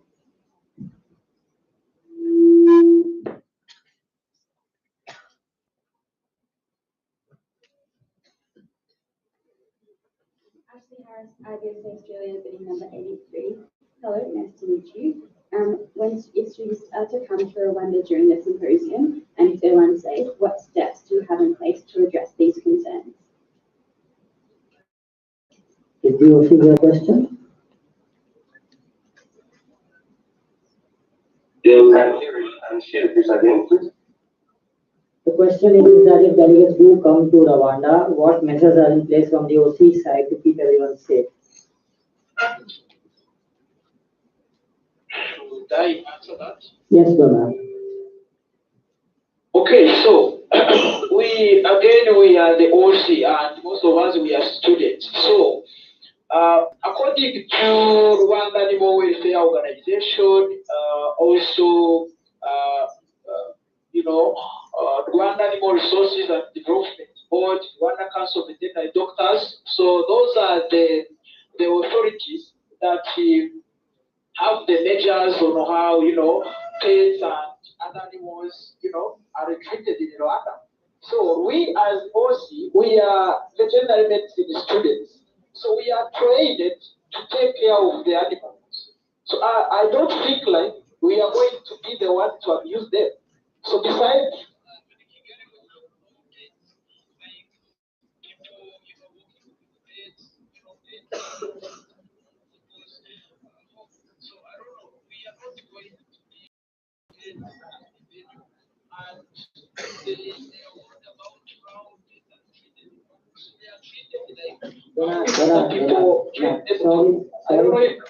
Sorry to interrupt you, that is not the question. The question is, if the delegates come to Rwanda, what is going to be done about the delegates' safety by the Rwandan OC to make sure the event goes well? Yes, yes, Donald. Thank you. I really think that this is we've said the things about endorsement lately. The reason for endorsement is that they could bring the security personnel. I mean, that's Rwanda National Police.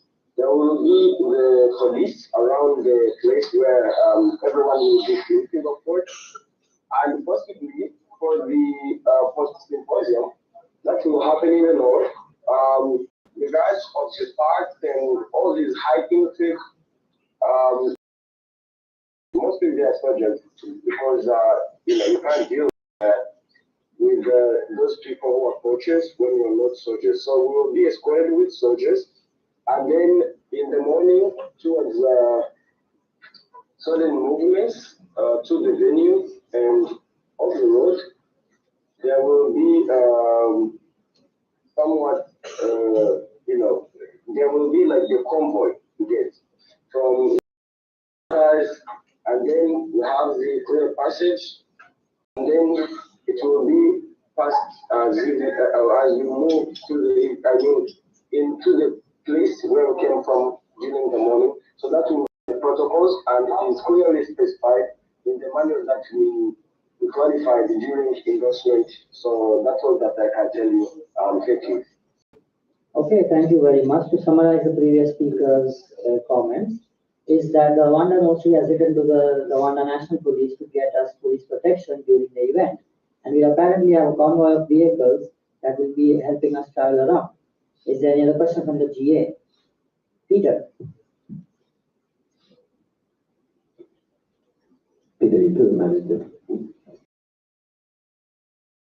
Demo bidding number 14. This is more of a rather than a question to the OC, but I want to raise concerns given two things. The first being that regardless of whether we're concerning ourselves with the border region or the entirety of Rwanda, I personally do not consider it very comforting that we would be required to be escorted around by armed guards. This has at least not been the case for any that I have seen so far. And secondly, I want to raise the concern of whether or not our DOC is actually answering the questions that are being, the concerns that are being raised. No internal investigation. They're not answering the questions of how would we proceed if anything actually happened. So I'm deeply concerned by this issue.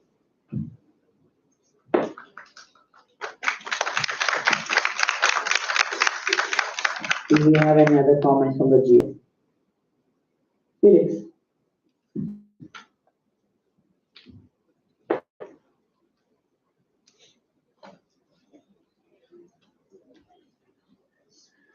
Felix Metzger, IVSA Germany, bidding number 69. I guess you probably remember me also from some meetings and like from working together in the past. My question is, and I would really like you to clarify this to the point. Given of what concerns were raised regarding sexual harassment, are you willing to do any measurements based on that? Are you willing to investigate into this, or are you not? And I don't want to hear about wildlife, about borders, about safety in general of the country. I want to have this specified, because sexual harassment is a very serious and will always result in the removal of the specific member of the IVSA, because this is nothing to take lighthearted, and I really would like a serious clarification on that.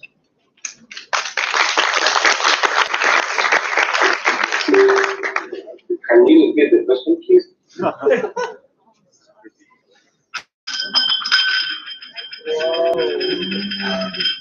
Yes. Felix Metzger, IVSA Germany, bidding number 69. Given on what was asked before, I would like a clarification on regards of what are you going to do in terms of the request to investigate the potential sexual harassment of an IVSA member done by an IVSA Rwanda member. I just want to remind you, sexual harassment is a very serious in IVSA and will always result in the removal of that person from our IVSA family. So I would like you to state again what you will do and if you will do something based on that, or if you won't do anything.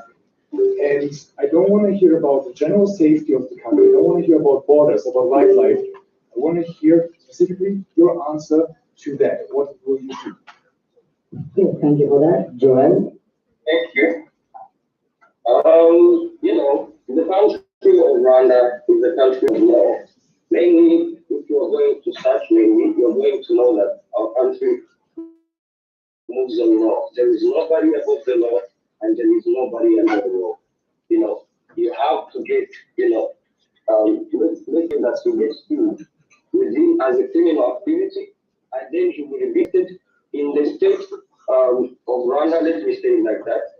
In the booklet of laws, it is stated that the sexual harassment, it is scheduled to have the sentence of at least 3 years to 5 years with the other amount of money that they pay to the court of 5 to 600 euros. Let me convert it in euros for clear understanding.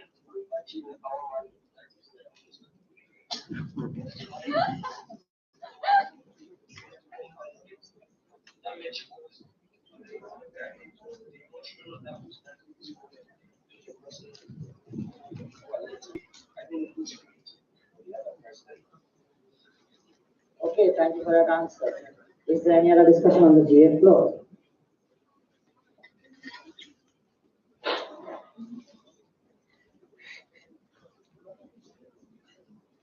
All right, thank you to the OC for all the discussion points brought up. We will now continue on with the General Assembly. We will see if there's any other discussion, and we will inform you of the General Assembly's decision at a later date once we inform you of the General Assembly's decision after the discussion is over now. Okay? Sorry.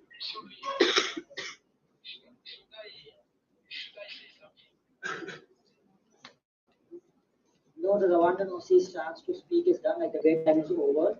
So we'll be continuing on with the General Assembly debate. And once that is done, the decision of the General Assembly will be informed with. I just wanted to talk about the evidence. Because the evidence, I can see the evidence they provided. Could you please allow us to go on? Yes, I can do that. Go ahead. Okay. Do not give up cut off again. Yes, I just saw some charts that has been provided as the evidence. I was just one of the participants in that already exchange. But let me help you with this. So I have no intention to say that. I just say that I need ladies and gentlemen from India. So I was just commenting, we were just discussing in the chat box. I don't know if that sentence is the one, you know, things happen in the exchange programs. Having fun, the chat, good, things like that. I only saw that comment of mine. I don't know if it's the one they are referring to, but there is nothing else there. But let me take also this opportunity. If what I said has hurt someone, I really apologize. But that was the only thing that I said. I repeat this, I need ladies and gentlemen from India. So I don't know, they were not, talking.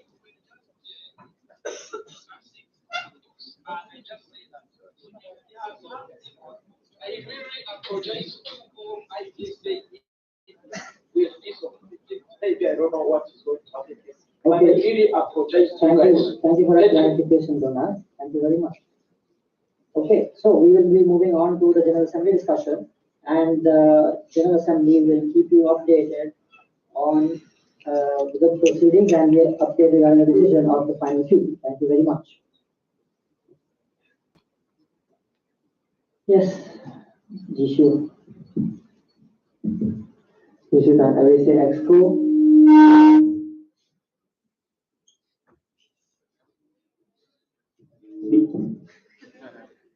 Meeting number 45. Given that the sensitivity of the topic and also okay, and also is that right? Yeah, if I speak fine like this, it should be fine. Everyone can hear me, right? Okay, so I would say given that cross-culturally people have different definition on what should be the border, where should we draw the line between being friendly and also being sexually harassed, and also given that the evidence has not been presented to the GA for the GA to consider, would it be possible for the delegate who initially proposed this to actually make a motion to share the evidence of the so-called sexual harassment so that the General Assembly can be well informed about the situation and make our own judgment. Thank you.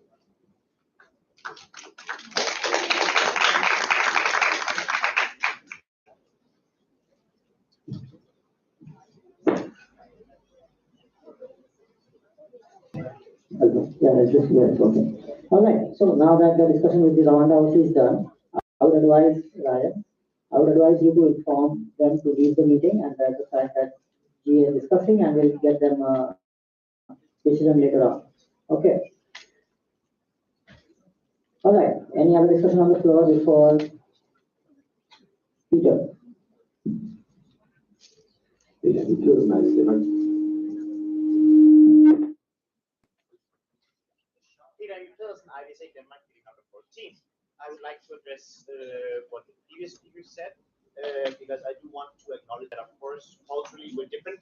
I know that me as a Dane, I'll come off quite abrupt and rude to some, but in Northern Europe this is more normal. But I also do want to recognize that it's raised, as has been very clearly to the one you see, it should be respected and handled with such dignity and resolution to solve whatever interrupters came, which I do not think they have honestly given us much indication that they would. So yeah, this is my question.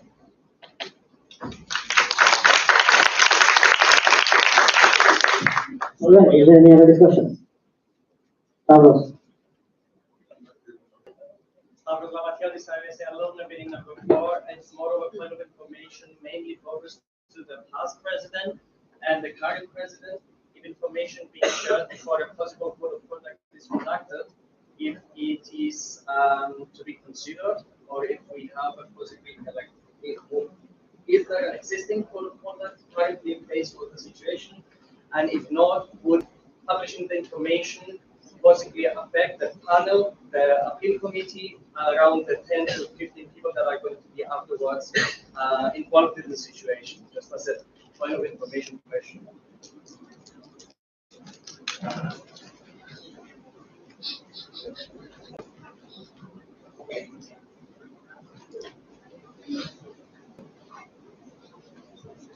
And I don't have anything to number 3. There's no COC in place. We did not receive an official complaint.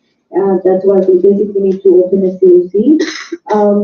So after we receive the official complaint, we'll be able to open the COC and take measures. I believe we will be handled the rest with the next president.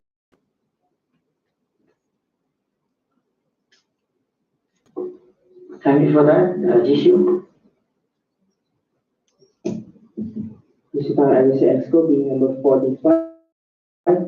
I have a direct comment over the previous speaker regarding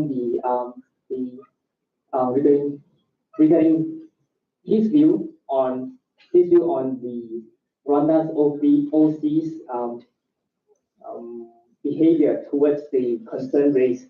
I think since at this point in time we do not have any formal complaints filed against them, and we can really see the damage that has been done by the concern raised, even though that we don't have a final decision yet from the COC core panel, but the discussion that has been going on has for sure given very, very negative impact on the image on the OC themselves. And I also think it is not fair if they are not aware of, if they consider their act are not and not as not a sexual harassment, but they are now to be accused that as has already sexually harassed someone. I think the discussion shouldn't be, has already brought a lot of negative impacts on them. And the COC has not been started yet. Thank you.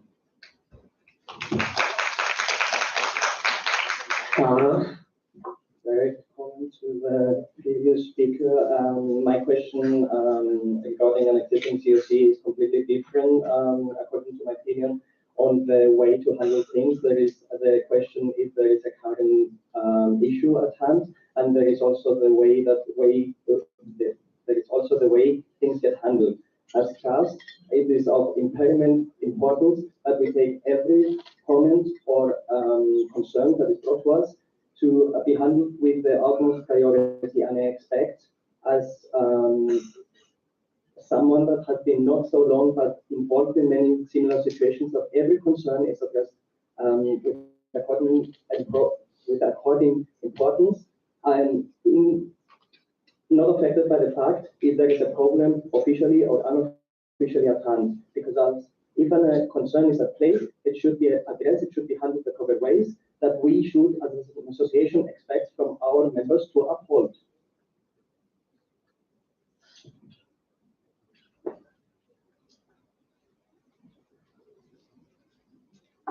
Thank you for that statement. Is there any other discussion on the floor?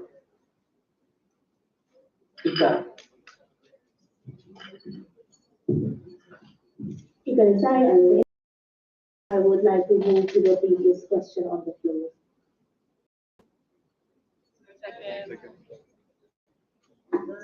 Just to clarify for GA procedure purposes is that if you don't agree with the motion, you don't have to second it. So if there isn't a second, the motion does not go to the floor. So don't look at us when you're like, okay, do a second. If you don't agree with the motion, don't do a second.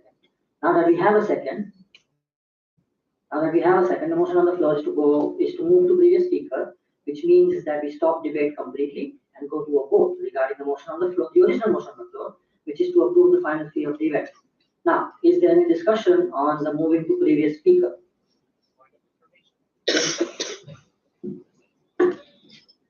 Because I've been reading number 14, I would just like a clarification on what was going to happen. Just to remind you, please, if we do not approve the budget.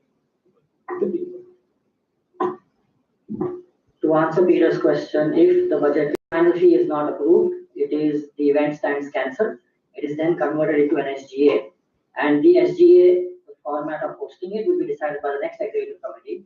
It could either be offline, online, or hybrid if the executive committee chooses to do so. In terms of offline, they could still choose to do it in Rwanda after all the concerns have been solved, raised by the General Assembly. If not, they could also pick another host. Now that is up to the next executive committee of IVSA completely. It won't be the hands of the GA.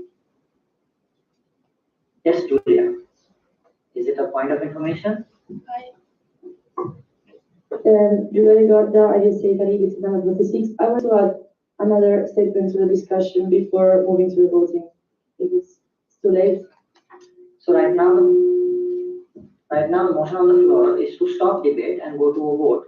We are discussing the fact whether we want to stop debate or go to the motion. So right now it's just, do we want to stop discussing it is what we are discussing now. So you don't want to stop. So right now when the motion on the floor is brought forward and you go to objection, your way to do that would be to object to previous speaker and we vote on whether or not we are moving to previous speaker. Depending on that, we will either continue debate or stop debate. Is that clear for the GA? Do people need a moment to go at a standard ease? Someone will have to move it. Ashley? Ashley Harris, IVSA Australia. I move to go into a 10-minute standard ease to discuss this. Thank you. The motion on the floor is to go into a 10-minute standard ease while GA procedures as well as what will happen next is clarified amongst buddies and MOs. Is there any discussion? Any objection? Seeing none, we are in a standard ease. Before everyone starts moving around and talking, I just want to clarify to everyone, yes, this does seem very complicated with the multiple motions on the floor, but please come ask if you don't know what is going on so that we can clarify it for you. Because this is all going to go in our GA minutes, which has to be legally submitted for all the procedures that IVSA does. So, yeah, we have 10 minutes now.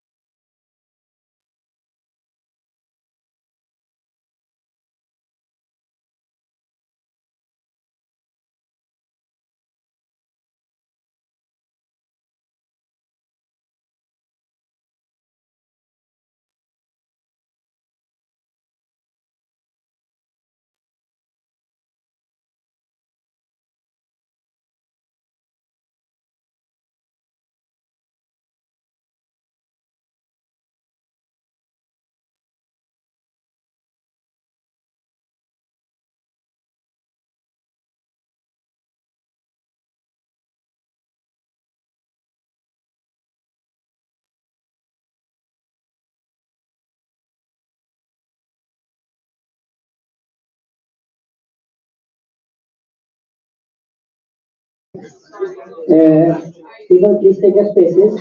I will explain what we are doing, how we are doing it, and if there's questions again, I will do that before I call the GA back to order. So, right now, the primary motion on the floor is to move to approve the final fee of Rwanda, which we were, guys, first motion on the floor was to move to approve the final fee of Rwanda, which we are discussing as across the last three GAs. The second motion on the floor right now is to move to previous speaker, which means we will stop discussing the Rwanda final fee. We will directly move to vote on it. Now, the motion move to previous speaker requires either a majority or a unanimous decision from the GA to stop debate and go to voting on the primary motion. Now, however, we had an objection to move to previous speaker. So right now, we will be doing a card raising vote on moving to the previous speaker. So, do you want to continue debate? It is the green card. If you don't want to continue, no, wait. If you want to continue debating, it is the, no, it's the other way. If you want to continue debating on the final fee, it's the red card. If you want to continue debate, if you don't want to continue debate on the final fee, it's the green card. Is everyone okay with that? Because right now we are in two objections, which is why it's the opposite way around. All right, thumbs up everyone if you got it. This is the first vote that we'll be doing. Based on how the objection to move to previous speaker goes, we will go on to either a secondary vote. Guys, I'm sorry. Pay attention. Questions here.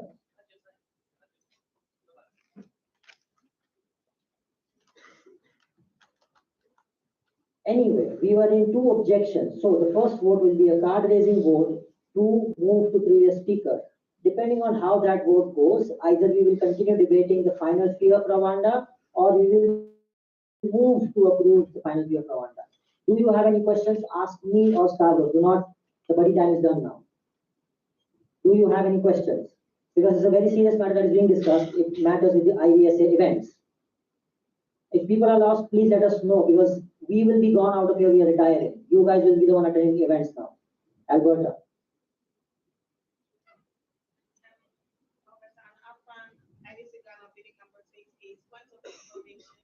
Can you please go over the carding system again? Yes. Thank you. Issue, we are still not back in GA session for another 2 minutes. Again, so we right now the first primary motion was to approve the final fee of Rwanda. The second motion was to move to previous speaker. However, we were objected to move to previous speaker. So right now we are voting on the fact that do we want to stop discussion or continue discussion? To stop discussion, if you want to do that, you will vote green. If you don't want to stop discussion, so if you want to stop discussion, it's green. If you don't want to stop discussion, it is red. That's how it will go. That will be the first vote that we do. Based on that vote, we will have either a secondary vote or a discussion on the final fee of Rwanda. Questions? Do you want me to repeat it again? Is everyone paying attention? At least the voting delegates for that matter. All right. Good? All right. The chair would like to call this meeting back to order at 12:51 p.m., 12th of August 2026, Nepal time. The motion on the floor is to move to previous speaker that was objected by one of the delegates, so which is why we'll be moving to a card raising vote on behalf or to decide whether we move to previous speaker or not. So, all the voting delegates, please get your cards up. I believe that is unanimous agreement. No, not unanimous, sorry. We have, can the phones up, brightness up?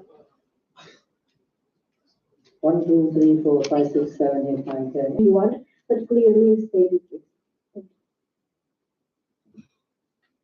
Sultan IVSA Expo being number 45, and I believe we can now begin. So we'll start with IVSA Australia, IVSA Malaysia, IVSA Morocco, IVSA Nepal, IVSA Pakistan,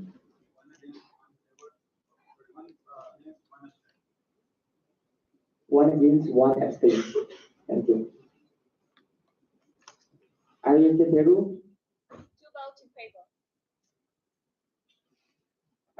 IVSA Republic of Korea?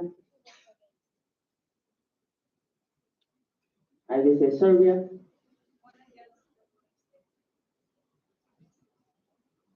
IVSA Slovakia? IVSA Slovenia? 2 votes against. IVSA Sweden? 2 votes against. IVSA Taiwan? 2 votes against. IVSA Thailand? 2 votes against. IVSA the Netherlands? IVSA Turkey? 2 votes against.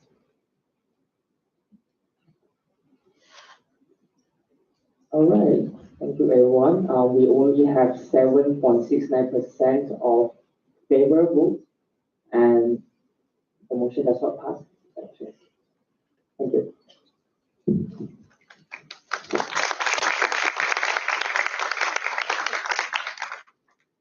Can we have the laptop back on, please?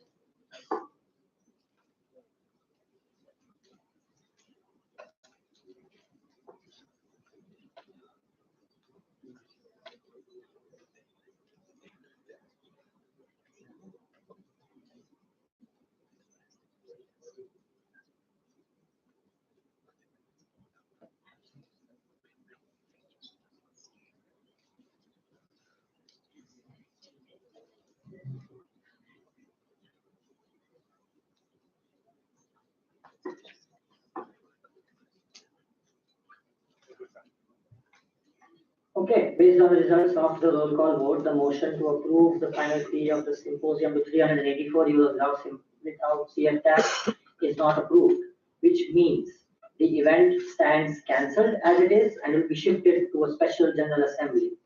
The information regarding a special general assembly will be decided by the new incoming executive committee. All right, and that concludes our agenda point on the presentation of the Rwanda symposium. Can we go back to GA1 onwards and we continue on with the next agenda point?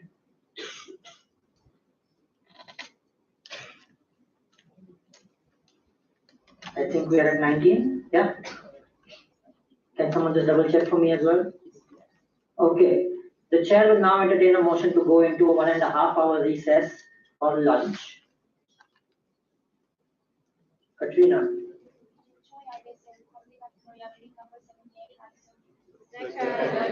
The motion on the floor is to go into a 1.5 hour recess for the purposes of lunch. Is there any discussion? Any objection? Seeing none, the motion passes. We are at recess. Before everyone runs out, we will be back at 2:30, counting lunch time as well as transit time. Because we are way behind on agenda, I will request everyone to come back at 2:30 so that we can start on time and finish on time, because we still have activities of the day and we will not have anything else until GA ends.